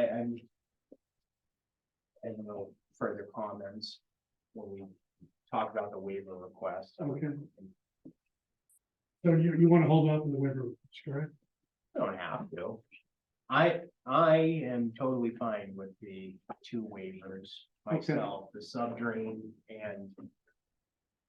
I mean, it would be nice to see a sidewalk, but I understand it's a 6-lot subdivision, so. I don't know, as far as impervious coverage, not to mention, you do have that crossing, which is gonna have to get wider with more impacts to the wetlands, I believe. If you put in a sidewalk, so. Before I go any further, I apologize. Is Dominic here? Dominic is here, yes. I am, Mr. Questions Chair. about Anything we've discussed so far? No, I mean, I think that was Waivers. I think that was a good summary. We issued a letter last week or week before summarizing the stuff that's still kind of out there is all very minor. We think the utilities are a great add. I mean, as for the waivers, generally we agree with their statement on the subdrains, and I mean the sidewalks are entirely up to you guys. We looked at the surrounding neighborhood, like the other streets off Lake Street. And it was a mixed bag. Some streets have sidewalks, some streets don't. So it's not like there's you know, a firm consistency over there. It's a small neighborhood. I've seen it go both ways. So Anything else? no, as I said, there's a couple of small things, a couple of which the applicants kind of already addressed in their statement, and we'll wait on certainly I think it's worth making sure. I haven't actually seen anything written from the DPW director that he's happy. A lot of he had issued a pretty lengthy letter, a lot of which had to do with the utilities, but just making sure that the i's are dotted and t's are crossed. So you're looking to see confirmation from the DPW? I think it'd be good, just, for the record, Okay. that he's satisfied. So, Did email the director, Okay. earlier this week. I haven't heard back. Understand. Do you have drainage on that road? Yes. And it's tying in what, Lake Street? No, all the drainage is self-contained. It all runs, all of our drainage from our road runs to the stormwater basin in the back of the site. And then that overflows through the wooded areas. Okay, so that's going To to the the west west. side of the road. Can we get a set of prints to the cut sheet of the 24-inch pipe with the head walls? Yeah, we have a detail of that right there. That's a new one? Yes. Okay, thank you. And then that says 18, but when I revise the plan, it will say 24. 24. We had what, 218s? And two 18s, which have actually slightly less capacity than a single 24. Yeah. Even though it's kind of I've done many. counterintuitive. Thank you. You're welcome. Just a couple questions. My first question is actually for why, tell me why the waiver about the subdivisions. You're talking about that. This, well, I know that isn't a cut, but if it's gravel, and I do recall looking at the drainage report that the soil indicated it couldn't be groundwater. So if there's no groundwater concerns with that cut, there's really no need for a subdrain. Okay. So, because basically the concern is if you're cutting, if you're gonna have water weeping over the road, you want something to catch and convey the water out. But this is all sands and gravel. Yeah, particularly in that area where that was referenced, it's coarse gravel. Yeah. So this is different than other things that have come to us currently in the past with regards to subdivision. I trying to remember what project, I think Prospect Hill Estates. That one, I believe, did require subdrains because the groundwater modeling indicated Okay. as such that they were cutting, I believe. So it's all based on groundwater model. Yeah, the whole Okay. point of the subdrains is to convey groundwater. So the downside of putting them in is just the cost, or they just wouldn't be used, or what? Well, yeah, it's a cost for something that would do nothing really. As he indicated, the purpose would be to convey groundwater away from the road, and there is no groundwater at the elevations of the road in the area in question. All right, and so then with regard to parcel. So it's abutting some existing homes. Correct. Is there a plan set here that would show me where what's the phrase I'm looking for? The limit of clearing would be, are these parcels all being clear cutted all the way to the lot lines? No, there are wetlands, so there is a erosion control plan. And there's two phases of erosion control essentially. And there are two erosion control lines on the plan. The initial erosion control line would be for the construction of the road. And it involves the work area of the road, the areas where we'll be stockpiling and staging. It's principally the areas outside of the 100-foot wetland buffer zone. Then secondary erosion controls are shown conceptually here, but are gonna depend on what the Conservation Commission ultimately approves for the lot developments. Every lot except for lot 4 needs to go to the Conservation Commission for a permit to develop the lot, and they will then determine what the specific limit of clearing is for each of the lots. But we've shown in a general way what we expect there to be. They're not going to be clear cut at all. Okay. And then, so with regard to parcel C and, well, actually, parcel C and parcel D are those small slaughter lots? Yeah, so those are going to be given to the abutters. To the abutters, okay. And then, gotcha. All right, well, that answers my question. Thank you. the detention basin. Yes. Can you, go over what you would see from the road and from the houses? I mean, it looks like there's a berm there. Um, I'm looking at C9. Is that a berm in front of it? there is not a berm in front of it. Berm elevation 213. No. So the detention basin sits below the road. So the road is up here at elevation, the cul-de-sacs around elevation 217. So the berm around the basin, which is basically, you know, what contains the water, has a top elevation of 230. So it's sitting down below the road. So you're certainly gonna, and it's closed with a fence, which is, I guess, the typical requirement here. So you'll see kind of the top of the fence from the road. And there's a little access area here that would, you know, you'd be able to get into it from the end of the cul-de-sac. Who's gonna end up maintaining that? Going forward? A homeowners association. So this is a private development. It's private. The drainage system would be maintained by the homeowners association. Would that be in your deeds? Yes. Okay. I do see, just a comment, I do see value in sidewalks, so we can get to that. That's what I see. Who's going to comment on the sidewalks? No, we will, Later? yeah. Absolutely. But I have nothing in. I have a couple of questions. Infrastructure and the sale of lots. Explain to me how that process will work. How so? What was the question? Then at one point you were thinking of selling off some of these lots.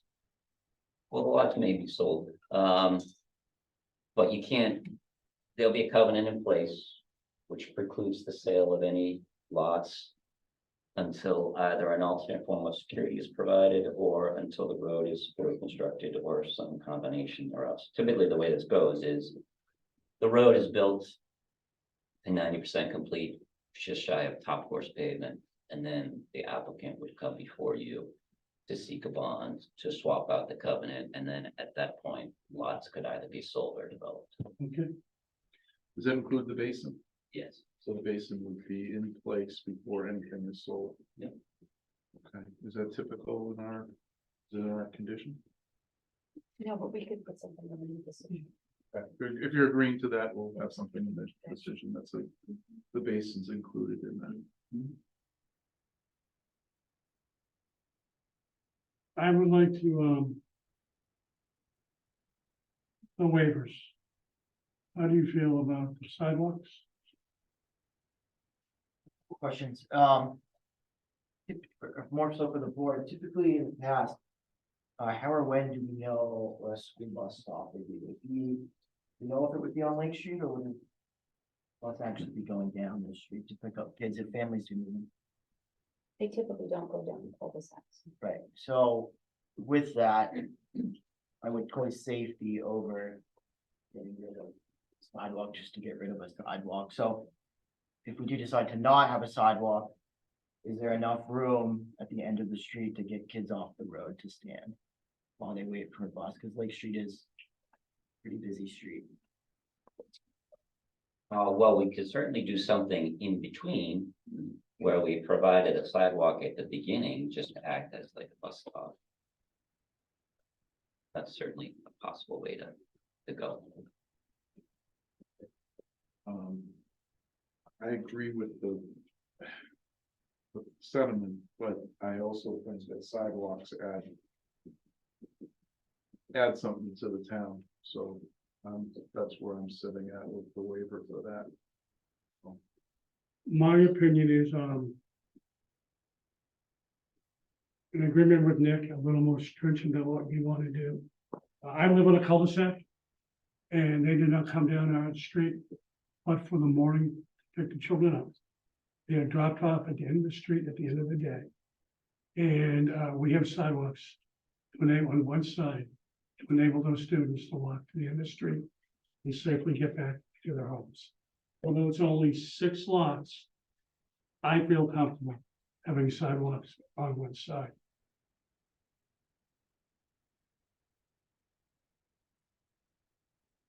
I think I agree with what you said. We have an opportunity to construct a new neighborhood that we take advantage of it. Same agreement. Rob? I stand by my comment waiving the sidewalks personally. I do like the fact that we do want to get rid of impervious material. And I'm not blind to the fact of the expense. But I believe we want to have this more type of neighborhood, and we have to be concerned with safety. So, So question, Mr. Chairman, for the board, at the point where we do the wetland crossing, so that we don't have to widen it, and I'm not sure which, but is it okay if we narrow the grass strip in that one location between the sidewalk and the paved portion of the road? So that we can just keep our kind of our footprint of our crossing as it stands now. How close are you talking? Maybe it might be a foot closer than is otherwise normally allowed. So I'll have to check. how far from the side of the road to your sidewalk? I think it would be 2 feet. 18 inches at 2 feet in that And what would location. be the rest of it? The rest of it, we'd put the sidewalk at the back of the layout, so that would be a 3-foot grass. So how many feet is the shorter distance? How many, you're Oh, coming lengthwise? closer? Yeah. what's the delta? What's the change? It's gonna be for about 75 feet or so, 75 to 100 feet. Can you tell me what the change? Can you show me on the curve? Is there a curve right there? Just, So this is the area where we have the crossings. can you expand that? I'm worried about the cars and the speeds and stuff like that. Well, we could put a guardrail. No, not real. No, we have a guardrail anyways Okay. at the That's crossing. a crossing. Could you, do you mind coming out a little bit? No. Oh, zooming out. Yeah. Oops.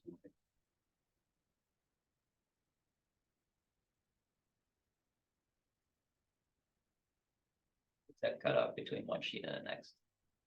See if the next sheet shows it. How's that? Out further.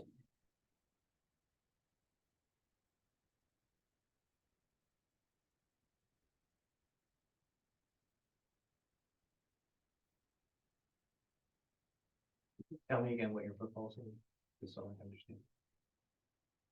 So that I don't have to expand the footprint where we cross the wetland here. I'm asking if we can narrow the grass strip between this, so we're gonna put the sidewalk on one side or the other. If we can narrow the grass strip in this area here where we're crossing the wetland from what would otherwise normally be provided. And we would narrow it by probably a foot. And we do have a guardrail on both sides of the road here because we have a retaining wall. So the guardrail could be positioned between the road and the sidewalk in that one location. And on the other side, it would just be grass strip and a guardrail. I'm fine with that. I'll be honest. My development, the sidewalk is right next to the street, Next to the road. next to the road. Yeah. So I think if we can make that a condition, I think that would be fine as we move forward. Anyone here from the public have any questions? Check Zoom, I'm sorry, check Zoom as well. anyone on Zoom? I think we have a couple of stating it. Did I hear someone say something? Dan, do you mind? Stop sharing. That would be awesome. for me. Okay, just to double check. I don't see it. Okay. We have a couple of standing issues. We need to hear back from the DPW. Dominic, if you could touch base with, their peer reviewer and make sure that, we're in final agreement on everything. And then I'm sorry, we need to vote on the, we did not take a vote on the first waiver. We can, a suggestion, and you certainly don't need to listen to the suggestion, but you could make a vote on the waivers. And then also, if everybody's comfortable, either we could have Jim draft either a favorable decision, if you so choose, a draft one, and have that be reviewed at our next meeting. If that's something the board is comfortable with the few minor things that need to be done. If you want to wait, we can wait, but just a What I thought. would like to do is take a vote on, you voted on the first waiver, Mhm. the sidewalk. I'd entertain a motion on the waiver for There are, the sub basin in the subdrain. Would anyone like to make a motion to accept that waiver? We need to actually do a motion on both, so we don't have the, We have, I thought can we do it separately or? we can do it, either we can do them both together or each of them separately, but we have to take the vote on both of those. Okay. However, the board so chooses. So perhaps I would move to grant the waiver for the subdrains and not grant the waiver for the sidewalk subject to conditions we discussed. Second. Any discussion? All in favor, please signify by saying aye. I vote on waivers. No, you can't. Yeah. Ouch. Bill, That guy, that motion technically passes unanimous. Mr. Chairman, there are other waivers as well that we had previously discussed. I don't know if you want to go through them right now. Certainly, sir. So they're on the screen right in front of you. So there were 6 waivers. So the first one, 24511D, road sidewalk and utility layout showing these plans. We ended up, so that we could maintain separation between sewer and water, we ended up switching the drain and the sewer, put the drain in the middle of the road. And obviously the plan will get revised to put the sidewalk back in, but there will also be that area where we'll have a narrower grass strip. So that would be that particular waiver.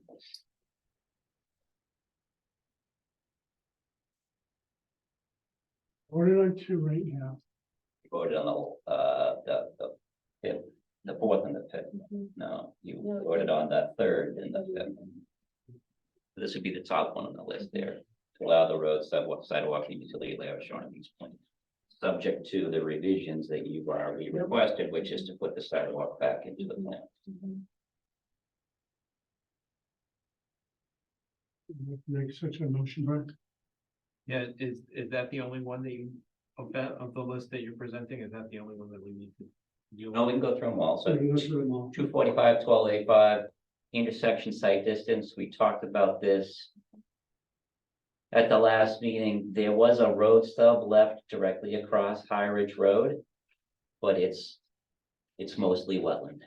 So obviously not a good idea to try to put a road through there. So we positioned this road as far away as we could. It's not 400 feet away, it's about 320 feet away. So that was the waiver for the separation of roads. Basically have the least amount of impact. We have a waiver request to allow a permit dead end water main. We discussed this with you and DPW. Because we have wetlands basically all around the property. We have a former railroad bed behind it. There's just nowhere to go with a potentially looped water main. And we discussed that with DPW and they indicated to us they were fine with that. And then the last one, to not require a landscape plan. The only landscaping are street trees, which we show on the plan. So we're asking not to have to prepare a detailed landscaping plan. It's pretty straightforward stuff. Only one I have questions on, my is landscaping. What are the homeowners gonna see for landscaping as you sell these? Well, there'll be street trees along both sides of the road. I'm sorry? There'll be street trees along both sides of the road. Okay, So it'll be, on one side, it'll be street trees, sidewalk, grass strip. On the other side, it'll be street trees and grass strip. okay, And that's all on the plan.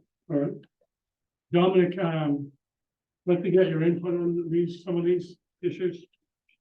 Yeah, so we had commented on the landscape, they have provided the street trees, and there's some other landscaping that is really more conservation's purview, the wetlands related stuff. There really isn't any other landscaping, as you said.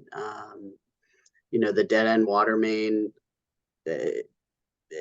as he said, and I'm sure Director DiMartino said, there really isn't a place to loop it. It's just between the wetlands and nowhere to go. And then the intersection we had commented on before, which is, we do agree if you put it, if it went where that sort of roadway alleyway was right across, it's going through wetlands. If you tried to push it to 400 feet away, it's going through wetlands. So this really does create the spot that is sort of the least impactful environmentally. So, and then the subdrains, I think I kind of commented on the other ones already. Okay. I want to try to make this as easy as we can. Nobody do it. No. Not. What I'd like you to do is, can we remove the first two votes we had? What I'd like to try to do, if possible, is go through each of the requested waivers, all 5 of them under one motion, so they confuse ourselves. 11D would have some minor changes, language changes based on the sidewalk. Yeah. You can make a motion to change the 15A previous motion. would be basically. denied. So you could make a motion to amend the previous motion. I'd say, let's keep the previous motion, Fine. please. Let me, Okay. let me try out a motion I've had in my head. Okay, Let's see if it works. Hold that's on. fine. Sit down. Okay, So we're I ready. move to grant the following waivers. 245-11D. Subject to the conditions previously discussed and voted on. 245-12A. 245-14B4. 245-15C2. Okay. You do what I want, but that's fine. Well done, sir. Thank you. Dennis, second. Do I have a second? Yeah, I'll second that. Okay. Any discussion? I think that accomplishes what we want to do. One question. This is so parcels C and D you're giving to the neighbors. Yes. Which is good. Where is that? If you want, I'm okay with approving this because you're doing that. So where is that in this that we can tie that to this? Yeah, we can make that a condition. We'll make that a condition? You can make that a condition. I will add a note Yeah. to sheet C5, which is the legal sheet, Yeah. indicating there's nothing mandating that these people accept those pieces of No. land, but the note will require the applicant to offer these parcels to those properties. And we'll make that a condition. Yes. That's the easiest way to do that. but And That's vote great. for no, it's fine.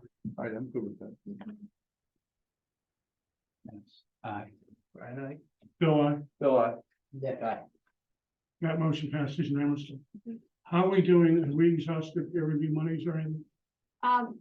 We're getting low, Okay. but I believe that if this is the final night before we look at a draft decision, I think we will be fine. Okay, we will need a document from Dominic.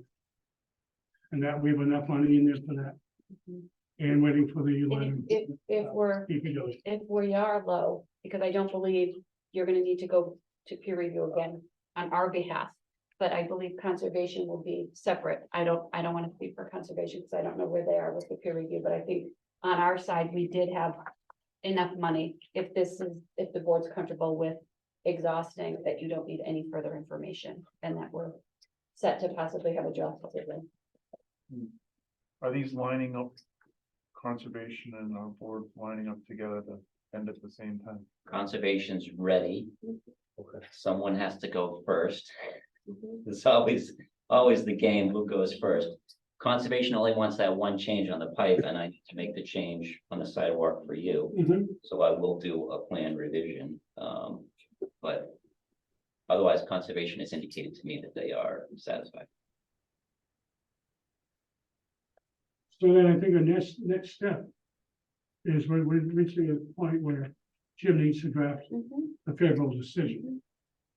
So I would entertain a motion to have Jim draft a favorable decision on Snag Trail to be available for the 14th to be reviewed.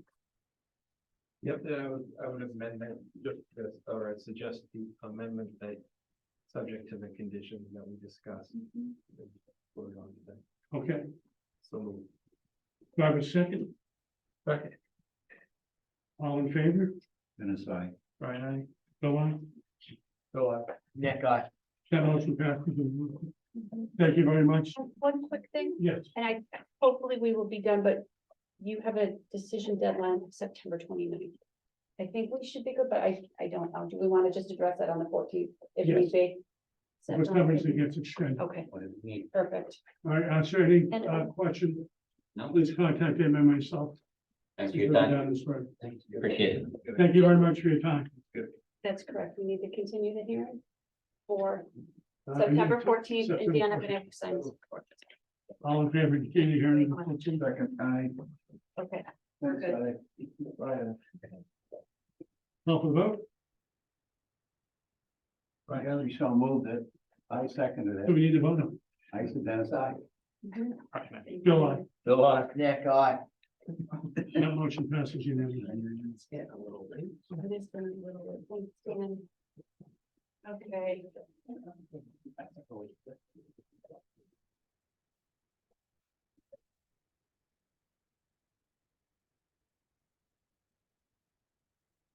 Next item on the agenda is 455 Hartford Avenue.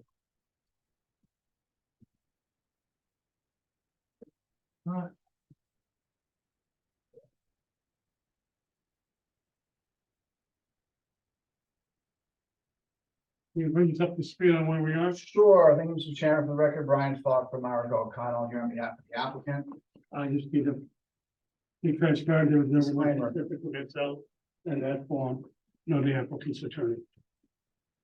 So after our discussion last time, which had a lot to do with the design of the site, we had internal discussions and we had some discussions with town officials to talk about layout and any changes that we might be able to make the site more palatable to the board and to the neighbors. So I mentioned in an email this morning, we held off on submitting a full set for approval. Instead, we submitted a concept plan, which Mark Allen, put that up, Mark? Yeah. Mark put together concept plan outlining some changes that we have in mind for the site. Really looking to gather feedback from the board, see if you think we're on the right path before we put the time and money in to develop a final set of plans for the board's review at a future date. So some of these changes are noted in on Mark's plan. I'll just walk you through them. We have a reduction of 2 of the commercial units, so we go down from 9 units to 7 units. Those 2 came off of the back portion of the building there, so it's a little easier for a fire truck to get to the back and reduces the building size by about 3,000 square feet. Reduction of the building also results in a reduction in parking. We were able to reduce the impervious in total by 10,000 square feet. That also came from eliminating there's a rear retaining wall towards the back of the site. That's no longer there. We're grading down towards the resource area without a retaining wall. So we moved the rear paved area closer to Hartford Ave by about 25 feet. So further reducing the overall impact of the development area on the site. And then also reduced the wetland buffer zone alteration by 2,700 square feet. What might not be as clear on the plan, but things that we wanted to talk about that we're putting forward and proposing. 6-foot stockade fence on the top of the retaining wall along a residential neighbor side.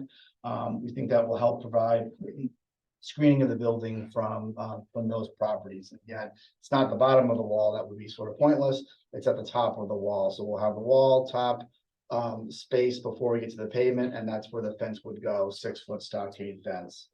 Can I interrupt you for 1 minute? Sure, please. Can you clarify what retaining wall? Can you blow this up so we can see our screens? Unless you have it digitally, we didn't. We just have a hard time. Okay. Sure, what was the question? The question is, you mentioned removing a retaining wall. Yeah, so there was a large retaining wall along the rear portion of the project that has been removed. Okay, I'll get back to that in a minute. Okay. So the Continues. the retaining wall that remains is along the top portion of the property. Which, you know, we looked into different options, and it really needs to stay. But we're gonna put a 6-foot stockade fence all along the top of that to help screen the building from our residential neighbors. So that, with that, we'll still have the 16-foot wide access all along the rear of the building, so fire access will be able to go completely around. That's the same as we presented to you the last time we were here. Possibly most important is that we're gonna offer as a condition of approval that there will be no auto repair at the site. We would still have the bays that would be available for a variety of as of right uses at the property in that zoning district. And we talked to the building commissioner about that, and he's comfortable that when folks come in for building permits, you know, he would be able to review what their uses are. As of right uses would be okay. But this, our condition of approval will be no auto repair at the property. I know some folks had concerns about that particular use, which was originally what we had in mind here, but we're comfortable we can make this work without auto repair, and so that would be a condition of approval. If anyone ever wanted to do auto repair, they'd have to come into this board and seek an amendment to that decision, otherwise it would be prohibited. When we were here last time, we were talking a little bit about, or maybe a lot about, the stormwater basins, and the design and looking for a waiver from the fact that your bylaw ties the design to subdivision control, design standards. We had a meeting with Jim Kupfer and Dominic Rinaldi from VSC Group to go over some of those issues. Essentially, the basin design that we showed on the prior plans did comply in all respects with state stormwater standards. It's not an uncommon design, but it's one that in Bellingham does require a waiver. Mark is working on a design that would put the basin floor at the existing grade. The prior design showed it above existing grade. Mark's working on a plan that would put it at the existing grade. That would also reduce the berm height. He may be able to do that with just one basin instead of two, but that's still in the works. But with the basin floor at grade, we are hopeful that that might do away with the need for a waiver. If through review by Dominic, it's concluded that that still does require a waiver based on the way the regulations are drafted. We're comfortable that a waiver here would be appropriate. The stormwater design, it does meet state standards, as I mentioned. With the reduction of or elimination of auto repair at the site, we think concerns that folks might have had that there might be oils and other materials getting into the groundwater, into the abutting wetlands, that goes away.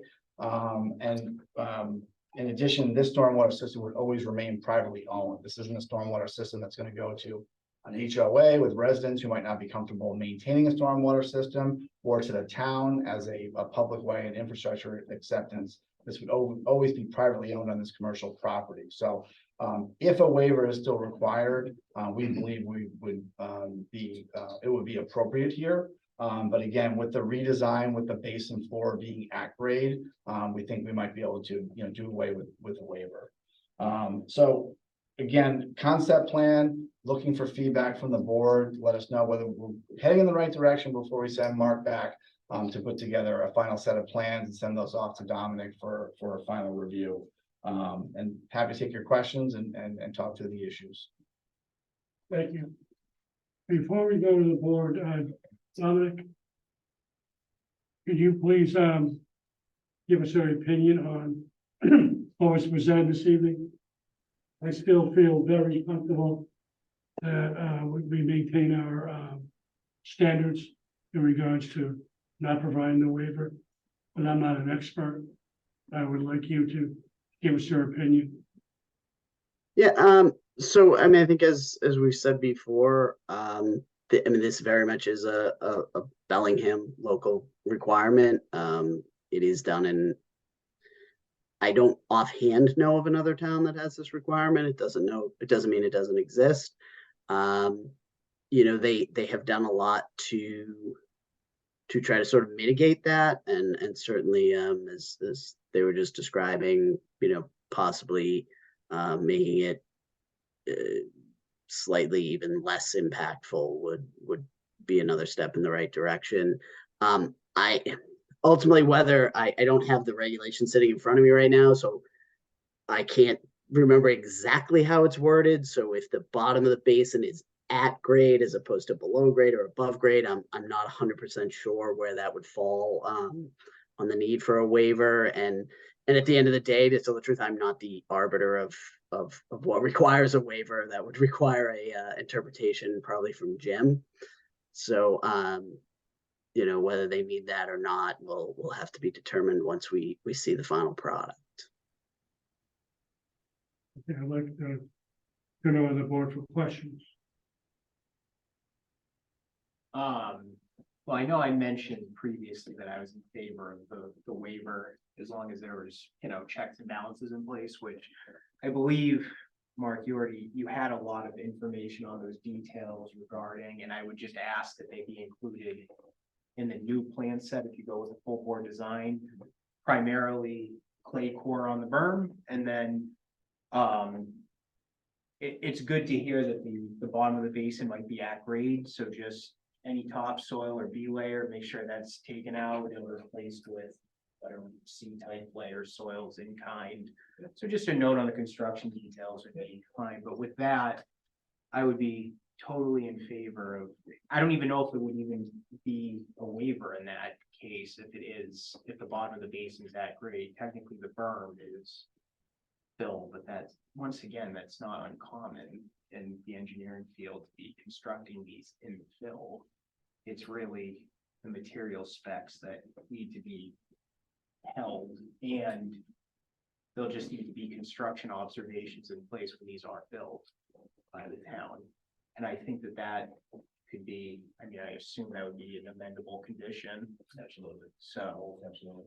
Are you talking about like a geoscientist reviewing this when time comes? Because I think we did that with one of our other projects.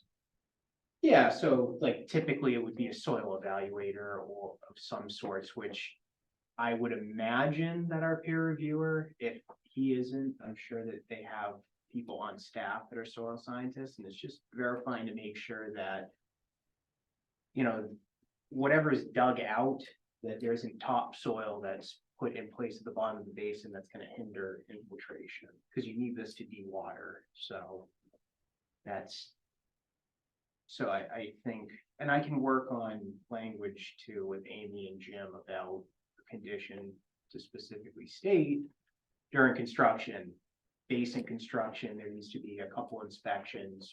One, you know, when materials excavated, and two, when material is put in place.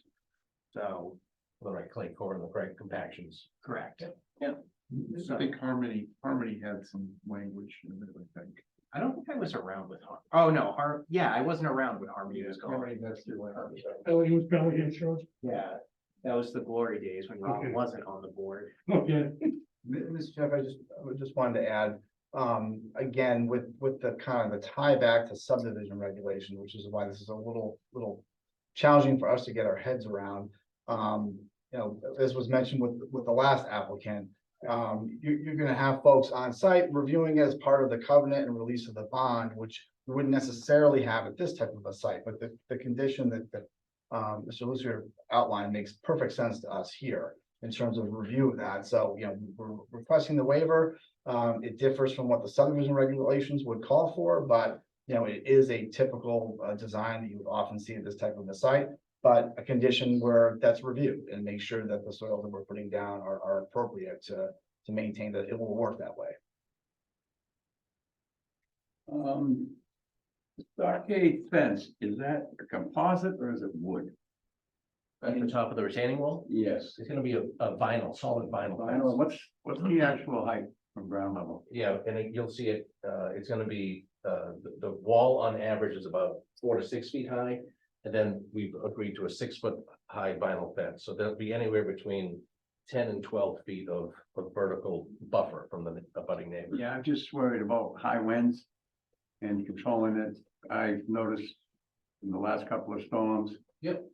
I've seen them taken down. Sure. So I didn't know what the actual construction there is gonna be, the stability of that. So anything above 6 feet needs a building permit, believe it or not. And it wouldn't comply because it's within the building setback line. There's always a gap at the bottom of the fence. So that 6 foot vinyl solid, is underneath that threshold for the building permit. I've noticed the vinyl isn't holding up very well lately, the fences.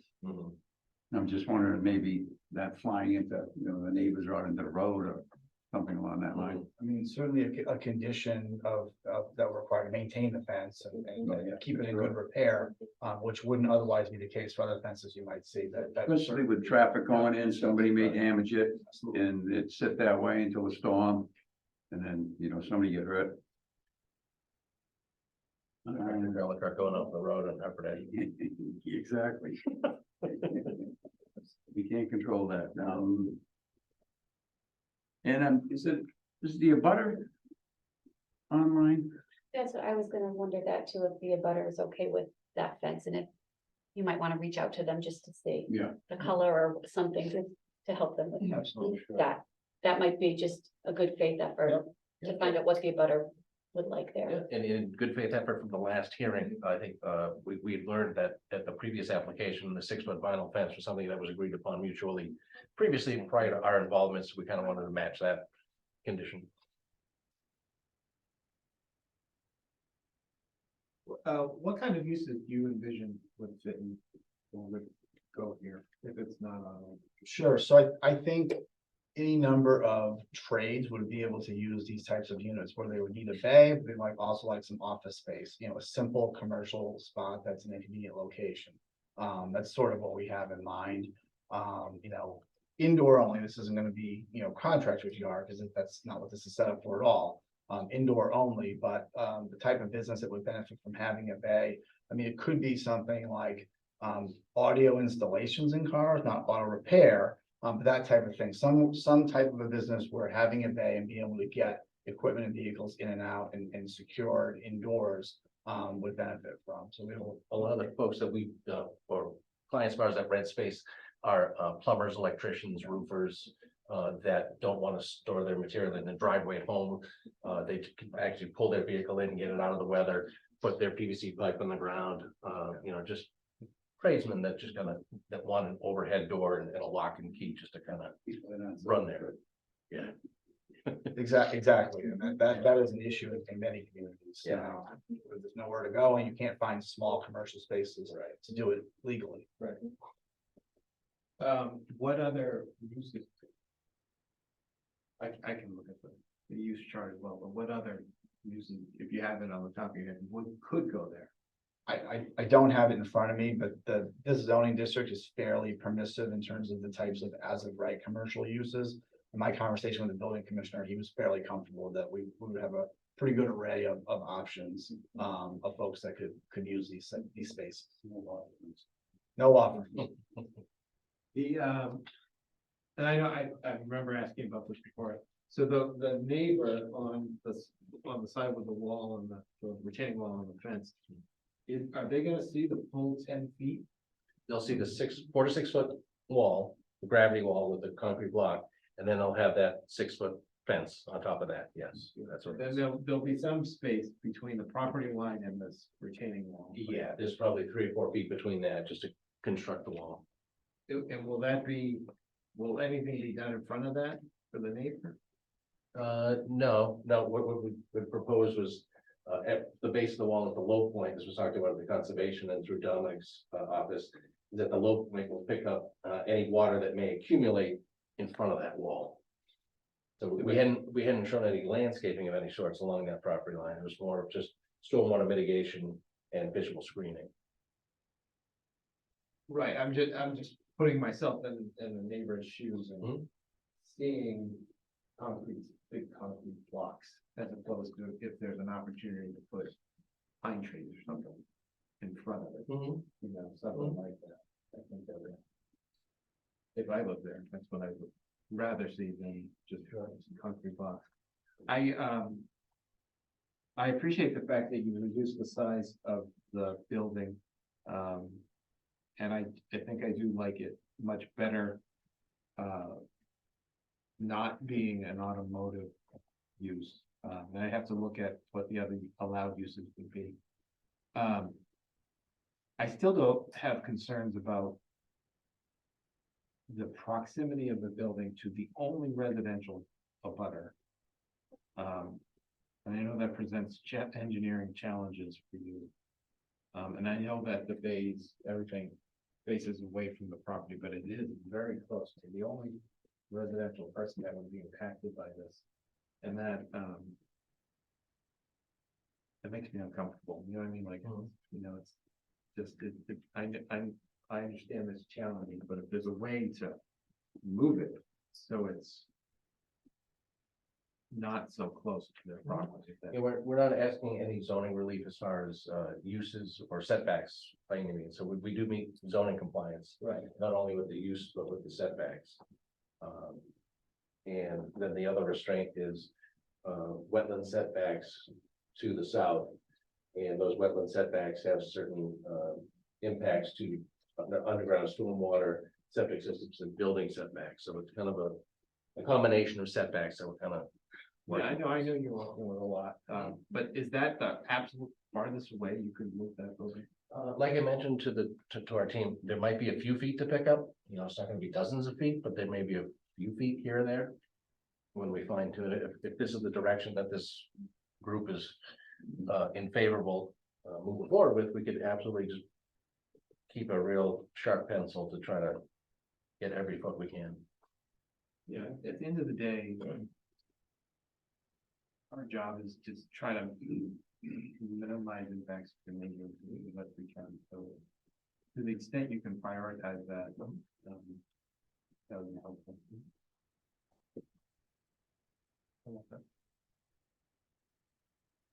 So I appreciate the putting in some of those conditions. When we were discussing it last time, there was a lot of concern from the public about water. We heard neighbors talk about water. We heard prior potential buyers of the site talk about water on the site. I would encourage you to sharpen your pen and not need a waiver. I believe we were there. Dominic and I, Jim, and Brian had a great conversation. And there may have been just a little bit of a definition issue where below grade versus above grade. And I think, in my opinion, now that we've revised the grades of the basin to mirror the image of the topography, where before I kept a bottom basin that was slightly above grade, I'm confident that the waiver has gone. Okay, so we're probably gonna need peer review to look at it Yes. too. Yes. Probably gonna have Jim look at the final, but I would encourage you to sharpen your pencil and not need a waiver. That, from my point of view. Sure. You've got a lot of other points of view, Sure. but from my point of view, because we heard all about the water. I mean, several times, and I know peer reviews looked at water and all that stuff, but when it comes down to it, there's a lot, there's water here, okay? Everybody knows it. So I'll say that point. The back retaining wall, that doesn't open up views to anybody behind, does it? The removal of the retaining wall? Yeah, we like that, we like retaining walls go, but was Yeah. there somebody behind there? at one point? No, old railroad bed. Railroad, no, Nobody. nobody. No, I don't recall, I recall something too. Because I recall that when prior to you picking up the project, there was somebody here from back there. You remember that? I do. There was somebody back there that had view of this site from back there. And they were very, very upset about this, and I mean, the retaining wall may not be the right thing. But maybe when you go through and take a look at that again, and when you do a design, You throw maybe some mitigation in there, taller tree, some shrubs, whatever it is that could help that situation. Because there was somebody here that was very concerned about that backside of the There's nobody back there. There's nobody back there? If I'm not mistaken, I think that's all floodplain. I'm looking it up right now. The very first meeting. The very first meeting, we had neighbors across the way talking about it If before you I- picked it up. I'd have been down here. No, it was at the back of your building, sir. So there's a. And we asked you, I think it was before you picked up the It must have project been, though. must have been. It was the video, you were gonna watch. The video Yes. again and all that And stuff. I heard these folks mentioning stuff. I didn't see anything about these folks. Because I think like in the past, Ryan's looking there up. was talk about, a retaining wall. Yep. Behind the wall that was collecting the debris from the storage facility, the trash bins. That was the very first meeting, and we've been talking about that since. But I want to hold off and ask Nick if there's anything that hasn't been discussed. So we kind of touched on it, just, Dennis mentioned it, just maintaining that fence. I know those vinyl fences, they're just in the shade, sun's not hitting them. They get mold and mildew and algae growing up them. I would like cleaning to be, put in that as well, because it's something that a abutter is gonna have to stare at. Sure. We kind of be sparkling clean. Going back, there's no overnight truck parking in any of these days. So we don't quite know what the operation is, but there's no truck parking in there at all overnight. In the lot itself? In the bins. No, in each of these buildings, that each of They'll these. have an overhead door where they can lock their door and have their truck, their pickup truck in and lock the door, So yes. the truck would be inside at overnight, so that you could have. Yeah, depending on what you use. A plumber, or electrician that has their van or their pickup truck would be able to park inside their rental unit. So do you foresee that as being a major selling point of this, is that you have people parking in there? Absolutely. Certain trucks and equipment that you wouldn't want to have outdoors, that would be one of the big benefits of this for a tradesperson. Again, not auto repair, but being able to have access to a unit with a bay, I think that would be highly valuable to a number of potential users. What about shipping and receiving type companies in there? They're You're small. talking about a truck, but They're small units, they're only, not enough 30, to store 30, anything, 38, but right, enough to support a delivery service type of thing. like an Amazon? Not an Amazon, but a smaller delivery type business. Grubhub? What kind of deliveries? We had an applicant come in about 2 meetings ago, looking to do something similar by 495. And they were talking bigger trucks and they were talking locations like this. So I was just kind of curious if it was the same type of thing. No, it's probably the smaller, I think the one, Number 495. yeah, on the town line. Yeah. That building is huge. Much bigger than what you got here. This is about 1/1000th of that size. I think we're talking about two different buildings. No, we are definitely talking about two, but Yeah, the same type of usages, but it wouldn't be. Much on a smaller how scale, big is your total square footage? 14,000 square feet. That's enough for me. But that. Not 140,000 square feet. Divided into seven. Divided by Right. seven. I know what project you're talking about, and I could. To piggyback off of what you're talking about, because I think, is your concern more of that there might be a little bit of outdoor use that could kind of spiral a little bit with this potentially? Is that kind of what you're getting at? Because with that, I would just highly recommend that follow stormwater level standards, just to make sure, because I know once you have outdoor fleet storage, you trip that. Not going into if the planning board decision is rendered and we prohibit outdoor fleet storage, that. But I would recommend that you look at that and Yeah, we designed it with the 1 inch of rainfall, all the. And I think you have oil water separators. We do. So, yeah. How many parking spots are, could you do fleet storage in that location at all? How many spots do you have? 46 total over the 7 units. We've got a huge. We'll make that a condition, no fleet No, we don't, storage. we won't. I can't see. We are gonna do that. Outdoor. Outdoor Yeah, fleet no, storage. no overnight. Yeah. storage. Overnight fleet storage. We'll Overnight. get there. Okay, If we get there. thank you. You're welcome. Couple questions. I appreciate the fact of what you've done. This board is, principally concerned with the usage at that location. And we felt uncomfortable with the uses up until this evening. I'd like to further refine it to not make it in addition automotive, but ideally be restricted to trade and storage. You've mentioned several trades that could store materials there, plumbers, electricians. Ideally, I would like to see it kept to that use. I'm also aware that we have this requirement in town that is stricter than the state requirements. But it's something we adhere to. So I'm not inclined for the waiver. I've spoken to Jim, and let me ask you a simple question. Have you made any changes to the basin? Not that you've seen, no. No. Correct? This plan is before you on this plan, and in talking with Dominic, we were able to match the grades. I So understand the that. ones that you have for you, you have not seen. Okay. So tell me how the basin will change. It's gonna match, it's gonna mirror the existing topography. Okay, So right now, it's very flat site with very minimal grading, kind of highest near the street and kind of tapers off towards the wetlands yep, on a common. I designed a flat bottom basin at a certain elevation. Now the basin is gonna match, the bottom elevation is gonna match the topography of the existing ground. okay.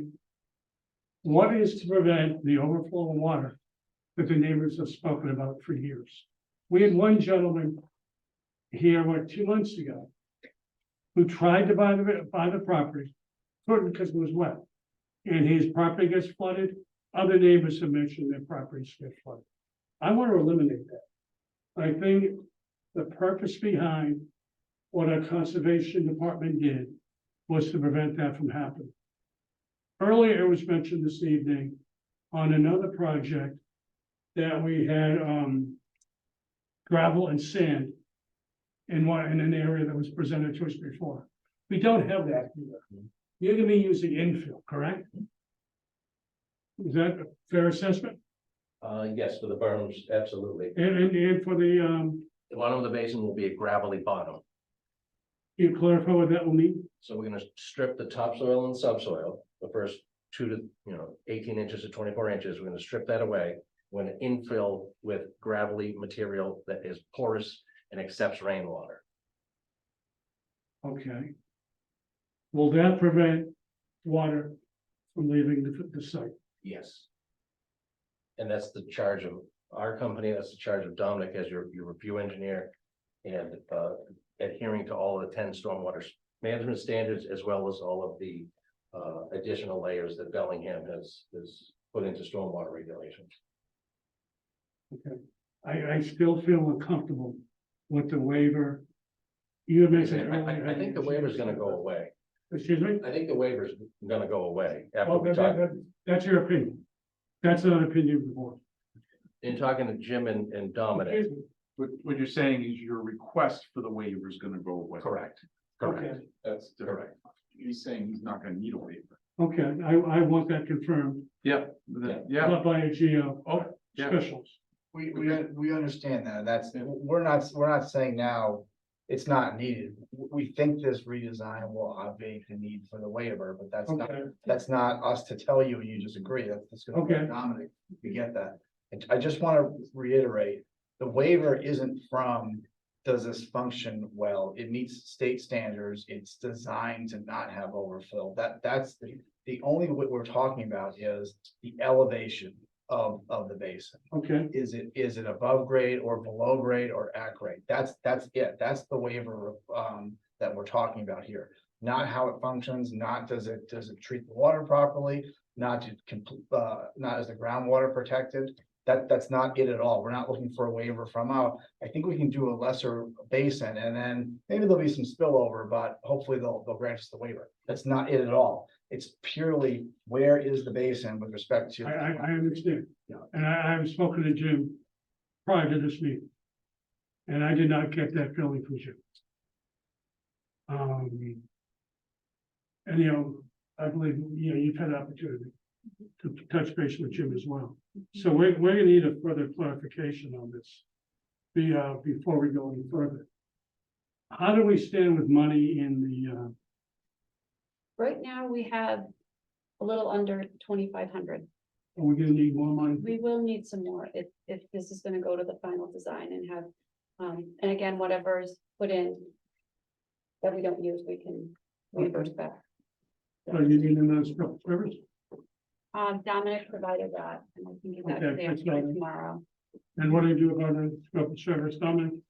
Do you get a geotech or someone who is pioneering on this? If you wanted a geotechnical, I guess exactly what would you want a geotechnical evaluation on? Which portion of it? It's not, I don't think it falls under the geotech. Okay, I could be using wrong terminology. No, what the waiver request, and it really comes down to the interpretation of infill or not infill, which, I mean, if Jim Cupfer wants to add info to this, then I think that he's the guy or legal counsel, but. I would like to have Jim review. I agree, yeah, Okay. yep, no, I agree, I don't know, as far as the waiver request, I don't think that it should be the peer reviews purview, I I think you're agree. you're painting them into a little bit of a corner, That's our. right, Dominic? I very much appreciate that statement. Thank you. No, I am not I'm not the arbiter of whether or not this needs a waiver at the end of the day. So I think it falls on town staff. It does. Yep, yeah, It falls so, on this board. yep, no, absolutely, I just, in determining if the waiver is applicable or not, I don't think. And- Think it And as should. a reminder, we need to see the updated design before Understood. we even really get into this discussion. Understood. Yeah, this is the first time we've seen this thing. Right. Absolutely, and we know that. We wanted to first talk about the building and the uses before we got into, are we moving in the right direction? Are people I think you are. able to hold their nose enough that this is a good enough commercial use that we can then get into? Again, we can try to limit the scope even further to trains and storage. Yeah. That which would be tremendous. But I also want to look out for the residents who've had water problems here for years. Specifically, one gentleman who went to buy this property and said, I can't buy it because it's wet. And I believe, did he own the restaurant at one point? I don't know what he I owned. think but he might have was owned a concerned about restaurant at that. one point that was down the street. So we have to listen to our neighbors. Mr. Chair, can I just make a recommendation? Of course. I think a lot of the comments that you're bringing up have a lot to do with once, final stormwater design is made. The concept was brought in front of us. I think that you folks got the, the information as far as us thinking that this is moving in the right direction.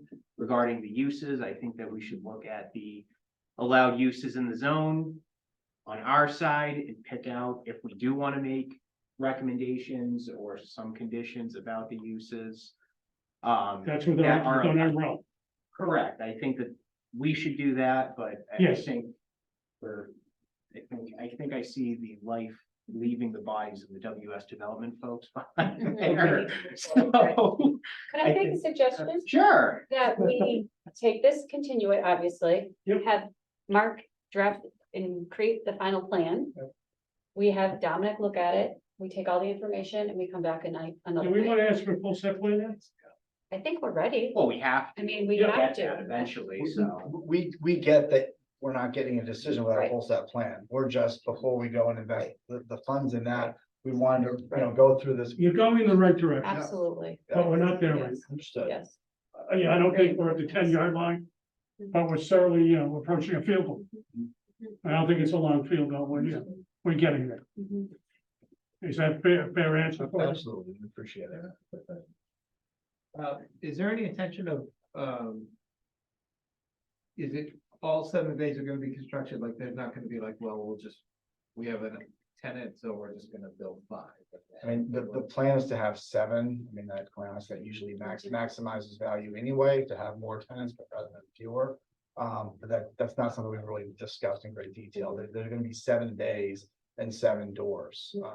That's the design plan right now.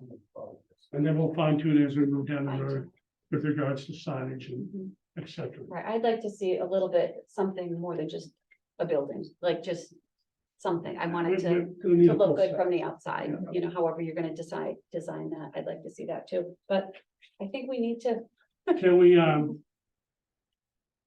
what's the good date? I mean, we have the 14th and we have the 28th. The 14th, we have Maplegate parcel 1, we have Maplegate parcel 3, we have 0 Maple Street, which is the 12,000 square foot, that site. We have, Snett Trail, no, we did the 20th, so it's gonna be a busy night. Do you intend to, for the next meeting, you want a full plan set in front of us to move forward? I think so, correct me if I'm wrong. Will you be ready for that? Mark had to go attend to a family. Okay. Matter of fact, I can check, I can't speak to his timing on Right. it. I mean, knowing what has gone into this already, I don't think it's a heavy lift to get it completed. But I can't promise that it'll be done for the 14th. Okay, can we go, what do we have for the 28th? The 28th, not yet, we have maybe one hearing, so I think we could be Do good. we, entertain a motion to, extend this, continue it to the 20th of September? Have a second. Any discussion? All in favor? Do we need an extension? Yes. Yeah, I'll get to that in a second. All in favor of Yes, aye. continuation? Yes, Brian, Rob, I. Bill, Bill, Nick, I. what is the decision deadline? It was the 29th, I'd like to make that the December 15th. that works? Entertain a motion to extend to the decision deadline to the 15th of December. second. All in favor? Rob, I. Yes, Brian, Bill, Bill, Nick, I. that motion passes unanimously. Gentlemen, as we move forward, if you have any other questions concerning this development, please contact myself or Amy, and we'll try to address your concerns. Yeah, if you don't mind. All right, thanks, folks. Appreciate it. Thank you so Thank you. much. Good night. Appreciate it.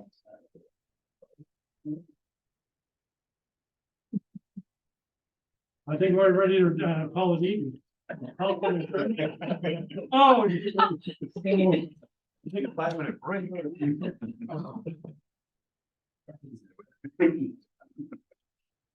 Had a raw coffee. Yeah. Here's from Is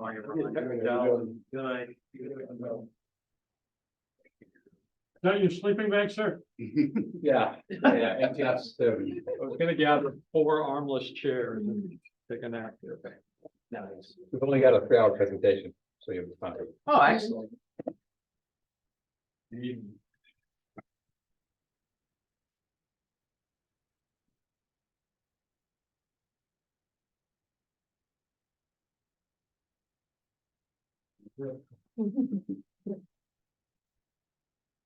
Got a bet going when we would be on. And Ron, and The Ron- loser buys the beer. We're at 5 and 10. So Ron just lost by about 26 seconds. Not on yet. Hold on, excuse me, just to clarify. Because we're in a public building, the bet 50-50 goes to the winner, the other 50 is donated to the town. You can do that. How many beers would you like?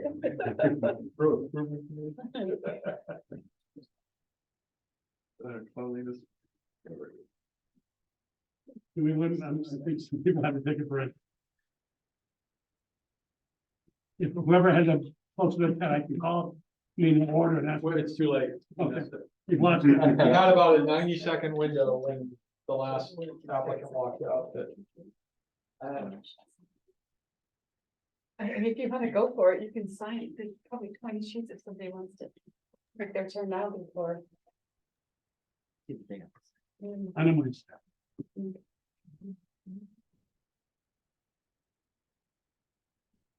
I think we need to-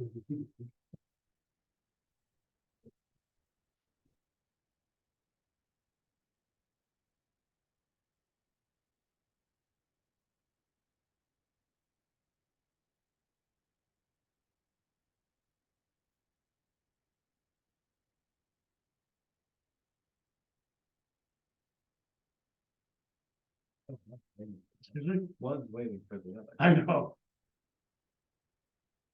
No, I'm wrong. I even want to know. People are anyone, that's all. I can say. Oh, okay, great. I'm not gonna tell you what, but they were. I can, well, it's all recorded, so I'll find out eventually. In front of us now is a continuation on the WS development. Can you bring us up to speed on what has happened since our last meeting? We certainly can. Good evening, or good night, as the case may be. Austin Turner with I'm tired, I'm punchy. Austin Turner with Bowler. So we have made a fair amount of progress since the last time we were in front of this board. And as you may recall, the last time we were here, we spent a fair amount of time discussing our continued collaboration on the driveway associated with the Crossroad Shopping Center and how that translates to what we're doing with the larger warehouse. We heard some very, very good feedback here, and we've incorporated that into the plan. So one of the things I'd like to go through tonight is how that design has continued to evolve based on the discussion we had previously. Just yesterday evening, we were in front of the Conservation Commission. I thought that was a productive discussion that we had with them. We've moved the dial, continuing to move the dial with them.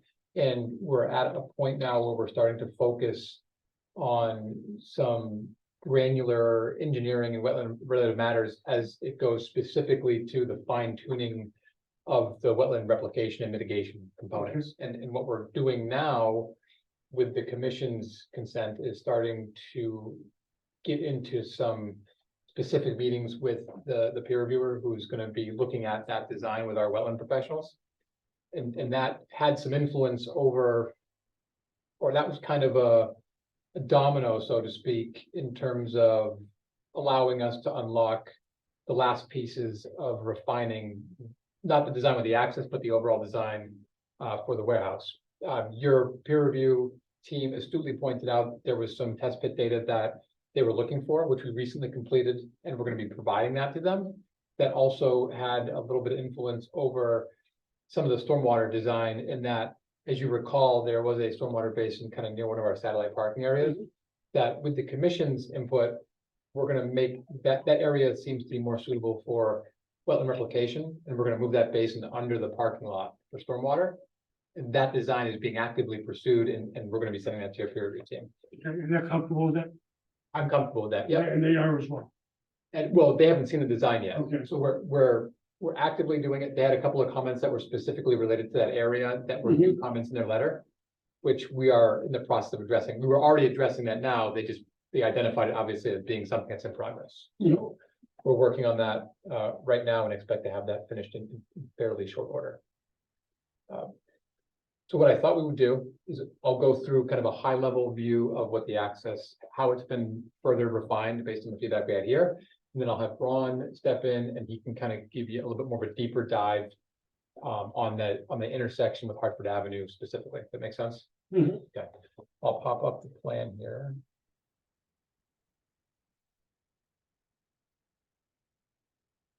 I know folks can see that. I can see that you can see that. So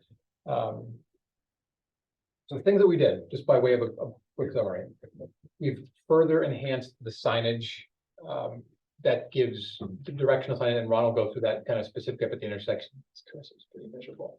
But the signage in this general area, further defining intent of travel lanes, where that takes you, what it means and what you can and cannot do, and where they're supposed to go. We also added do not block intersection striping and signage and the related features at the intersection with Uno's. There was some discussion, and I can zoom in on this a little bit further here. There was some discussion about the driveway geometry modifications that we're doing at Home Depot right here. I recall the comment specifically being to further refine that geometry to deter the ability of a Home Depot truck in this example to take a right. So what we did to do that, we articulated the angle further. It almost feels like you almost have to go out and kind of bear gently to the left. And then we made the radius point on that right corner tight. It's virtually impossible for a truck to make that maneuver without having to. This. Oh, sorry, well, but both those things are achieved by way of that improvement. Yeah. So you can't, you're really gonna want to, and you're really not able to now, because we just made it virtually impossible to do either of those maneuvers. And then the last piece was, as we go a little bit up closer to Uno's, we added those pedestrian warning signs at the crosswalk, and what we included. I'll get into all of that. Yeah, we have a detail that just kind of shows, just zooming in on that, like what that generally looks like as by way of an example. So these pedestrian rapid flash indicators will indicate that somebody's either about to cross that or actively in the crosswalk. No, not flashing lights, and Ron can talk in detail about that. So I'll answer any immediate questions on kind of the high level stuff, but I think it might make sense at this point to have Ron go into some detail about the specifics of that. That feel appropriate? Sure. Okay. That drive, sir? So before I get into that detail, I just want to bring the board back to the 126 corridor for a second.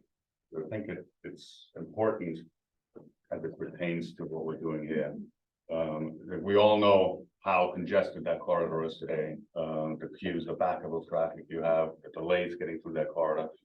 And we've put together a pretty impressive plan of improvements to that corridor in the tune of $10 million, of which WS Development is funding a substantial portion of.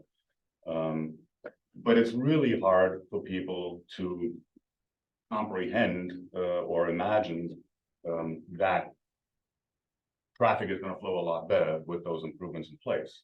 It's just everybody lives the horror story of driving through that corridor today, and it's really hard sometimes to imagine that things are going to be better with the improvements that we're making. But that's what we as professionals do, and Rob, I'm sure you know, that, you know, it's our job to make sure that things will work at the end of the day. I mean, we have all sorts of tools, analysis tools, and models to predict how traffic will flow, how much traffic will be there, where that traffic is going to go, and then develop improvement measures to make sure that things will work, which a layperson may not have as easily a picture of imagining that these things are going to work. If I may, Ron, I just wanted to, and I think what's perhaps a little unusual about this one as well is typically this is something we'd be advancing as part of this project. We would subsequently go to the DOT or state level or the road authority in this case to review this design. This happened in the reverse direction, right? We worked with the town, partnered on funding a 25% design. The entire 126 corridor, these improvements have already been through a 25% design process at the state level through DOT Boston, DOT District 3. So there's been a lot of eyes on this set of improvements, not just Ron. And we're currently at the 75% design, submitting reasonably shortly. I'm not sure exactly this time. But my point of all of that is the same sort of logic applies to the entrance drive, the access drive to Crossroad Shopping Center, and ultimately the warehouse project. It's oftentimes difficult to imagine that with the improvements that we're making, that those are actually going to work. And I'm sort of asking you that you have to trust your professionals. You have to trust us as professionals. You have to trust your peer review consultant, just like we trust Mass DOT on the 126 corridor improvements to evaluate that and come up with an opinion, a professional opinion, whether things will work, whether there's the capacity to handle the traffic, and whether it's safe for both vehicles and pedestrians. And I think through this collaborative process that we've had with you folks, we've made some substantial improvements to that access drive. Most importantly, the widening of the access drive to allow truck traffic to stay in their own lane, both entering and exiting, where today, under current conditions, that does not exist. The Home Depot truck has to use both of the exiting lanes and both of the entering lanes to make a turn, where with this widening, we're able to allow these trucks to stay in their own lane. The signage, the wayfinding signage to direct traffic to the appropriate lane of where they want to be. The median that we've introduced to separate entering and exiting traffic to make sure that there's no conflict there. And then ultimately, the complete separation of shopping center traffic and warehouse traffic beyond that first internal intersection that we've gone through by eliminating the connectors into the parking lot, both halfway down the parking lot, and then also right at the Home Depot contractor area. So the additional improvements that we've made since our last meeting include, and I'll sort of go through this kind of clockwise here, but the addition of a sign here that says Crossroads Center, keep left. That will be posted on the 495 southbound off ramp to make sure that traffic understands they need to be in the left lane if they're going to enter into the Crossroads Center. There's a little note below that, which you probably can't read, but it says subject to DOT approval, because that sign would be on state property. I've talked about the overhead signage mounted on a mast arm with two signs hanging over the two left turn lanes. We've added the word only below shopping center left turn arrow and only, as well as for the warehouse traffic arrow and only, to again make that clearer. Then as you enter the site, these signs have stayed the same. Shopping center, basically right turn only, located at this location and at this location. And the left next in the median, the sign mounted warehouse traffic with a through arrow. And then as Austin has mentioned, we've added the do not block intersection box just in case traffic backs up from the main entrance to this point or beyond this point, to make sure that we still maintain access both into Uno's, into and out of Uno's, as well as into and out of the shopping center. We've added the rapid rectangular flashing beacons, and there's a depiction of it in the lower right-hand corner, what these look like, but Austin beat me to it and he showed you a colorful picture of it. I wanted Ron's thunder. Yeah.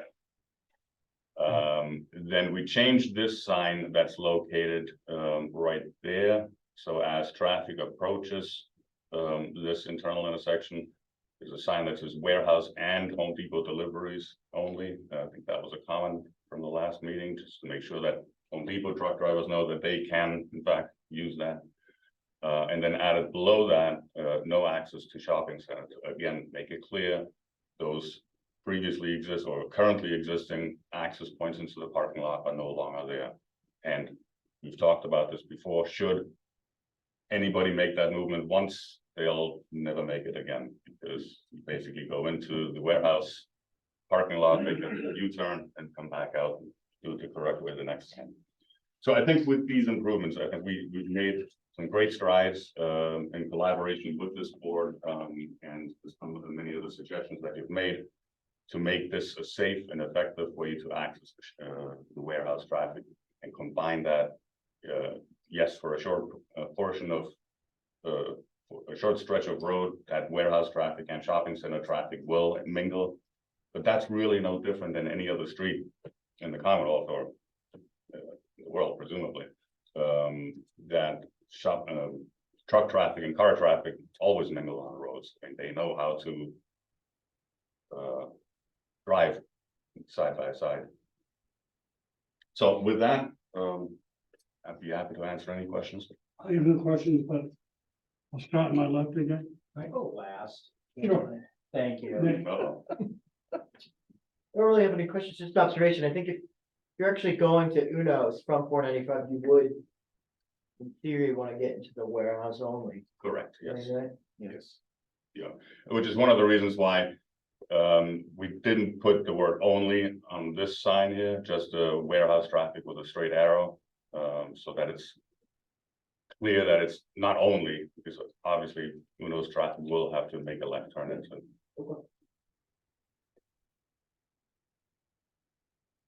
I don't think I get any questions, but I'll tell you how seriously we take it.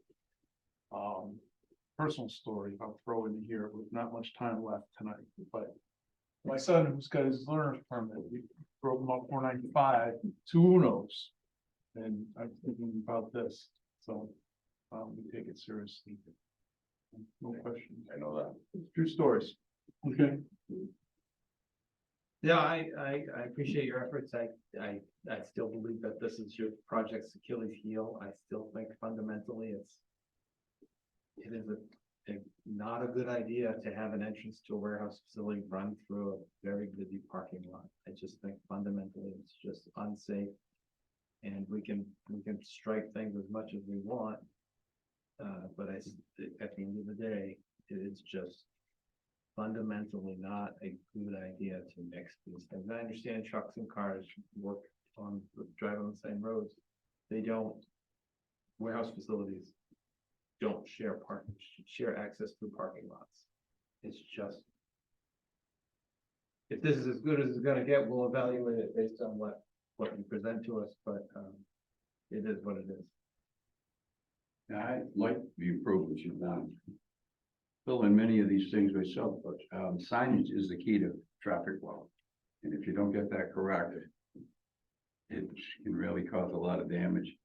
And I'm not so much as scared as he is, because I mean, at Phillips Stadium, you talk about the public, you got 60,000 people walking over the traffic. And then Route 1, the design with that and everything else. But eventually they figure it out and it works 4 hours ago. It was painful today. But yeah, it costs. But I think you've done a great job, personally. 6 hours. So regarding evaluations, based on what your comment, do we have review from a traffic peer review consultant? Is BSC doing the traffic peer review? Is MDM? I looking don't have anything specifically? from MDM.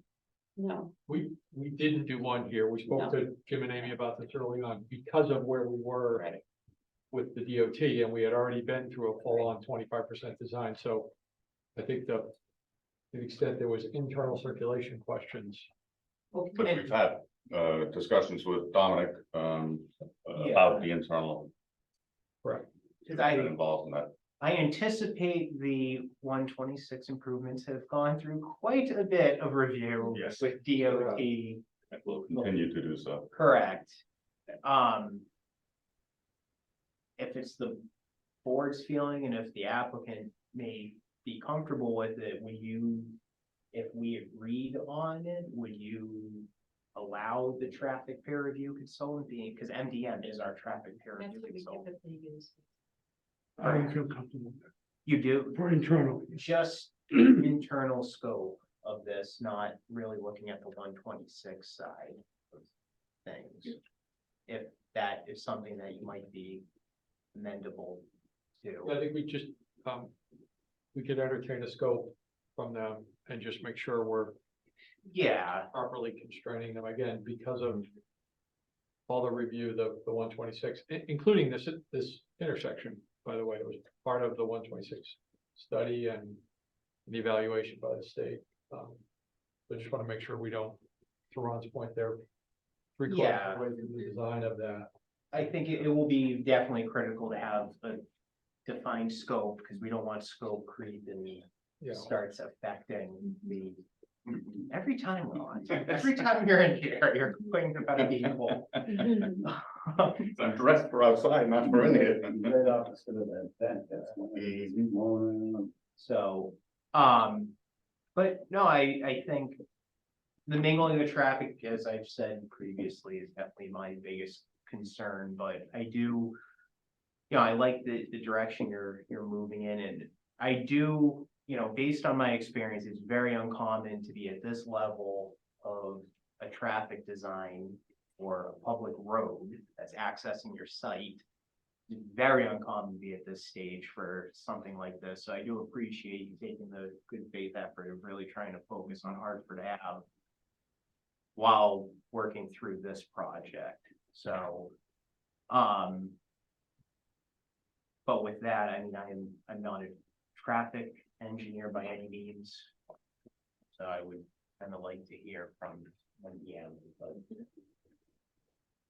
Okay, I have a couple of comments. I've thought about this a lot. And, really, it keeps me up at night knowing what's happening in Bellingham and hearing from neighbors. We don't have a lot of people here this evening, however. I think you made some great strides. I have, good news and bad news for you. Let me do the bad news first. I mentioned the last meeting that we should put a sign on 495 indicating where the shops are Bellingham. I said, I think there's one down at Rentham Outlets, and we thought there wasn't there. So my wife went down to Rentham Outlets and saw there's a sign there. Bad news, you have to pay for her trip, okay? And she bought a lot of stuff down there, okay? So that may be a cost of doing business. But all joking aside, this redesign of Hartford Avenue is critical. And it occurred to me a couple of weeks ago that none of us are professionals on this side of the table. That's your bailiwick. You're renowned as being one of the experts in the area on traffic flow and shopping centers.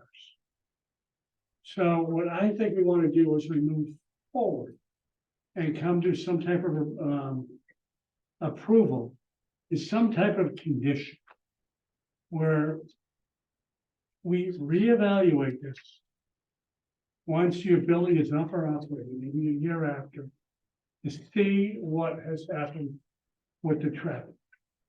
You see if they fine tune it and make changes. Because I was a little ignorant for a while. I'm giving you the benefit of the doubt. I'm giving Representative Soda the benefit of the doubt, the state the benefit of the doubt, that this is going to work. That's one thing we've never said. Well, I've never said before until this evening. So I think with some minor fine tuning, maybe putting some more blocks at intersections so they don't cross over and reduce cross through traffic in the development. As we move forward, we can talk about a condition that will reassess the traffic after you've been up and operating for a certain period of time.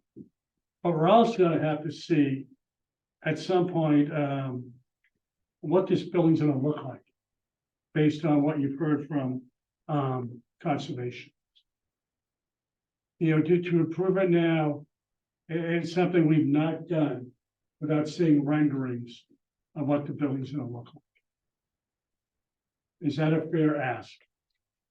It is a speculative. We've talked about the potential for a variety of uses all allowed under zoning here, but the nature of a flex industrial building, we could certainly show an example of what we think the broader architecture. Or an option to that'd be fine. Yeah, but ultimately, if this is a one big tenant or 4 or 5 tenants, and there's a variety of different uses, there might be different architecture associated with entrances and different. I'm fine. Not a change to the building footprint. I want to see what the footprint looks like, the height.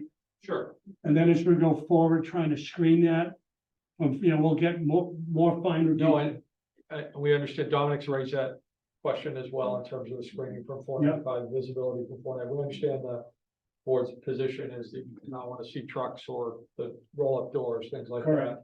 that. And Austin and I have talked about looking at that very strategically along the 495 corridor. We can do a rendering that would give you. I think that would help us a lot, that we can make available to the public. So I think we're getting closer. And I apologize for not getting to Dominic earlier. I'll ask his input when I'm done. Just so you're aware, your new design down the road is gonna limit the access road adjacent to Home Depot right now. So, yeah, at some point, they need to be brought up to speed. The fact that they're gonna lose some parking spots and parking here. Gaining space. Home Depot actually gains space. Okay, but also aren't they gonna lose an area adjacent to the right-hand side of the building? They're gonna have a slightly different access to their loading area. And they Okay. won't have direct access from the outer ring road to the lumber Okay, door down there, Okay. the lumber overhang. all right. But That's there'll helped be me full also- circulation around the back of Home Depot for loading and service at public safety. That's been a requirement, frankly, Okay. from the job. Dominic, do you have any comments? I think they really kind of touched on a lot of what our outstanding or addressed that they will be addressing a lot of what our outstanding items are. So we talked a lot about this entrance area, but Austin talked about upcoming drainage changes, which is something we've been waiting on, and they just mentioned the screening. I would say this is Mr. Chairman, I think you were at one of the meetings we had one afternoon online talking about the entrance area here, and this definitely represents what we discussed. A nice touch just to point out to folks, I didn't hear anybody mention it. I think it's a good thing is that existing ring road is really incredibly wide, and one of the things we talked about that they are proposing is to narrow that up to create more of a buffer between the parking lot and the ring road where they can do more plantings. And again, just, reduction in impervious surface is always a good thing in my mind. So I think it's definitely headed in the right direction. It's definitely something that will, in addition to kind of separating or trying to separate the warehouse traffic and the crossroads traffic, it definitely, you'd be hard pressed to try and cut. It was something we talked about early on is cut through traffic off of North Main Street, and you would be very hard pressed to try to cut through with this design. You might try it once. I can't imagine you'd ever try it again because it's just be easier to go up and take two rights. So One last comment. You said you have a sign on people coming southbound on 495. Not southbound on 495, but as you're getting off the 495 Yeah. ramp, southbound ramp, Yeah, at the intersection with Hartford Ave, there's a sign then in the new median that would say Crossroads Center, keep left. okay. Can we do the same thing on the other side? For which side? When you're coming off 495, The northbound? going northbound. Just so people know they need to take, we have two other developments there. I would like to try to reduce confusion by saying, Well, there've been two other developments operating out there for. yeah, I understand that, but I just to eliminate any confusion on people. That if they want to go to this development, they should go left. I mean, you have about 1,000 feet of separation between the northbound and southbound ramps, so that there's plenty of ability to get into the correct lane. Then plus you'll see the overhead signs as you approach the crossroads intersections. I mean, those you can see well in advance of the southbound ramp intersection. Yes, but I'm talking if you're going northbound. Do we want to direct you in the left-hand lane to go back over 495? I want to direct everyone to the shopping centers. I love the idea of signs that. All of my shopping centers, but Don't get me not wrong. wrong. Yes. But it is unusual to, this one is frankly a little bit unusual, and I think that's why Ron's got It's that. right, Okay. the footnote about how, I mean, we can certainly ask. No. You're talking about if you go north on 495 and you take the ramp, Yeah, you want to stay left. you want to stay in your left lane. I mean, right now you don't want to be in your left lane because then you get stuck in the left turn trap. But with the improvement plan, you will actually be able to go straight through because there will be a double left turn lane, which you don't Okay. have right now. That's fine. You don't ask, you don't care. Good question. Looking at this. Is it this is more of a seasonal warehouse. Yeah, to the garden Is center. that accurate right now? That, I don't wanna go down, that's like a garden center, right now you get. Well, parking it there. is, it is parking spaces being utilized as a garden center, which we're having a separate conversation with Okay, staff. so, okay, so. We're addressing it. Excellent, okay, cause that, thank you. No, there is circulation around there for Home Depot needs, but they are utilizing a portion of the parking over there for outdoor display of landscape. Heading more towards this then, okay, thank you.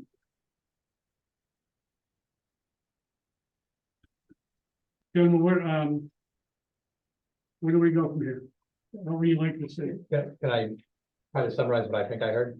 Sure. So we're gonna solicit a proposal from MDM for a very focused look at this driveway specifically, right? It's gonna be a very focused, well, you'll be able to solicit that, circulate that, just to make sure everybody. Internally, I think.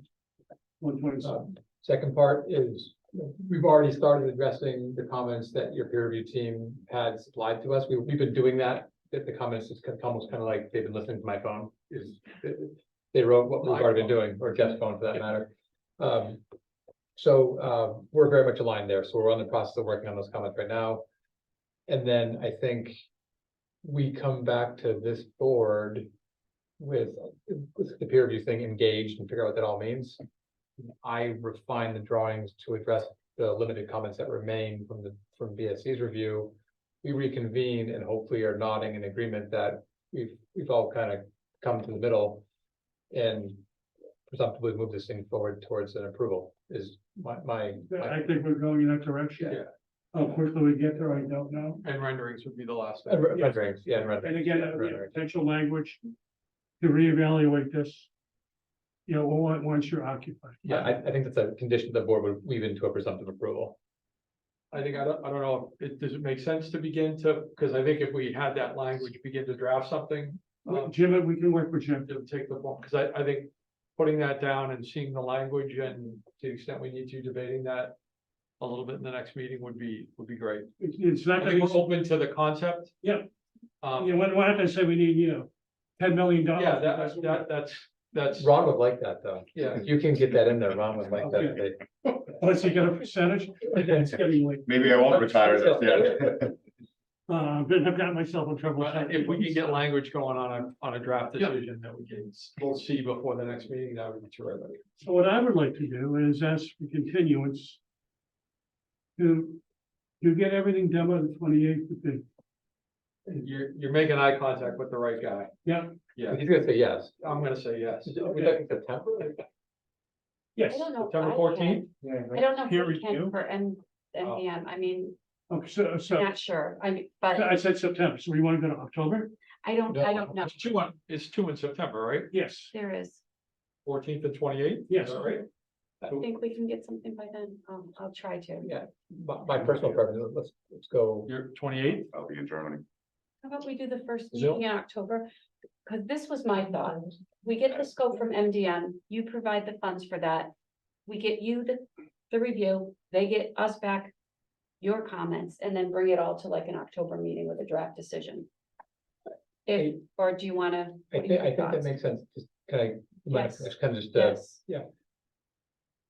That might prove to be a little bit longer lead item than some of me refining the plans Okay. based on what BSC's provided. Yep. So if the board's amenable to it, I could see us coming to an earlier meeting and getting rid of some of the technical items that are not related specifically to the driveway. So that the driveway, not everything's lagging waiting for the driveway, we could start Sure. checking boxes and then really focus the Okay. thing down. Okay. I Does think that that sound works. better? Yeah, no, Okay, and that perhaps works. start to draft conditions under the assumption, I know it's a reach, we need to wait for MDM, but that they don't have material changes to the Sure. design to recommend. We can start, If they do, we pivot from there, but we can take it from there. yeah. Yeah, So I think this will be a two-meeting process. Okay. One, to look at the overall scope of the parking lot at the next meeting, which will be September 28th. I think it's the other way around, I was gonna say, Brian was. We're gonna do. I think we- And then I want to have the peer review on the first meeting in October. have his response back to us. So that. 'Cause that'll take a okay, longer time. Right, right. So we want the more specific detail in October. Right. The general overview from 1,000 feet on September 28th. Mhm. And I will also throw this caveat in, that they be the first people on the agenda Yes. on the 28th. Now you're talking my language. Yes. Okay. That's Yeah. fair, that is Motion so to fair. approve. And by the way, That it'll is be very To make you fair. all my lost That bet. is So there'll very be fair. Thursday night football then. That's Okay. very So fair. what are we doing in September? September, we're gonna try to put Everything. an overview. Everything that's Yeah, but going on in I'm Bellingham. thinking, why do we need September? If Yeah, I everything's think- coming back for October. But I think what we were just talking about here was I have to kind of close out the comments that BSC provided. There's just some little closeouts.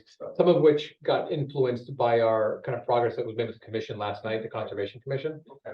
I think coming in September to talk about that would allow us to put a bow on those, so to speak, and then the traffic thing will play itself out in the coming meeting. The terms and the conditioning following? after that. And the early the September meeting, we'll finalize the landscape along 495, we'll do the renderings. Yeah. Along 495, we'll advance the stormwater design to finish up now that we've got direction from Concom on some of that stuff. Hopefully work with Dominic to get a final letter out of him for everything but what MDM is looking at, and then come back in October to figure out the MDM piece of it. This is, That's progress. hopefully this is a fairly finite place that not a lot of things can move around too much, but we'll get. I think we're moving in We'll the get the right board direction. comfortable with MDM's input. I completely agree. Completely agree. I think there's a lot to do. Horrible analogy, I don't think any speed bumps are gonna jump up in front of us If what, between now and November. No, okay? no pun intended. I was definitely. I know. don't give MDM It is 10:30, so we're all making questionable. So I'd like a continuance for September 28th. Second, all in favor, please signify by saying aye. Dennis, I, Brian, Bill, aye. Nick, I. The motion passes, and then the 28th, we'll have a meeting. Continue to the first meeting. Thank you, Dominic. Can we do an extension deadline? as Yes. well? Thank you. December 15th, December 15th. need a motion for the deadline. Okay, yes, yes. Second. If you guys could sign All in this. favor? The other thing before we get everybody to leave, we have right now $2,800 for the planning board side of peer review. So if you want to take this, take a look. See if that's fine. We may not need all of that, but That's- Can I take both and sign take them both. and send them to you tomorrow? Is that Take okay? both. And I'll get you the bill for my level. Yes. Thank you. Fine, fine. Thank you. You're welcome. Thank you. Thank you. No, Thank Gentlemen, you waited the longest and you were the quickest. Thank you very much. Yes. Because we were prepared. and we were- Always. Contrary to a colleague, right? Thank you. Dominic, thank you. Good All night. right, thanks, everybody. Thank you, gentlemen. Take care. Appreciate you staying. Yeah. Tina's minutes from the Yes. 22nd and July 13th. Motion approved. Yes, On the decision deadline. yes. Dennis, I. Bill, aye. Bill, I. Nick, I. That motion passes unanimously. Motion for the minutes for 14th and. We need two separate motions. June 22nd. Second, Second that, Nick. all in favor, any discussion? Dennis, I. Bill, aye. Bill, I. Oh, we have a question from, the hand is up. I think that's the cursor. Nick, I. Mr. Kohler? That's the cursor. Yeah. Okay. Okay, What's his name?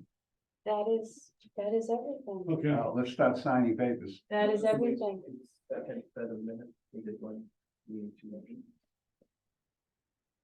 all in favor? Dennis, I. Bill, aye. Bill, I. Nick, I. Motion passes unanimously. How many pens you got over there? We have to adjourn the meeting and then all you have to do is sign. 40 sign miles. I'll make a 20 motion miles. that we adjourn. Second, I can't second it. All in favor? Dennis, I. Aye. Aye. Aye. Well, I think it's good morning.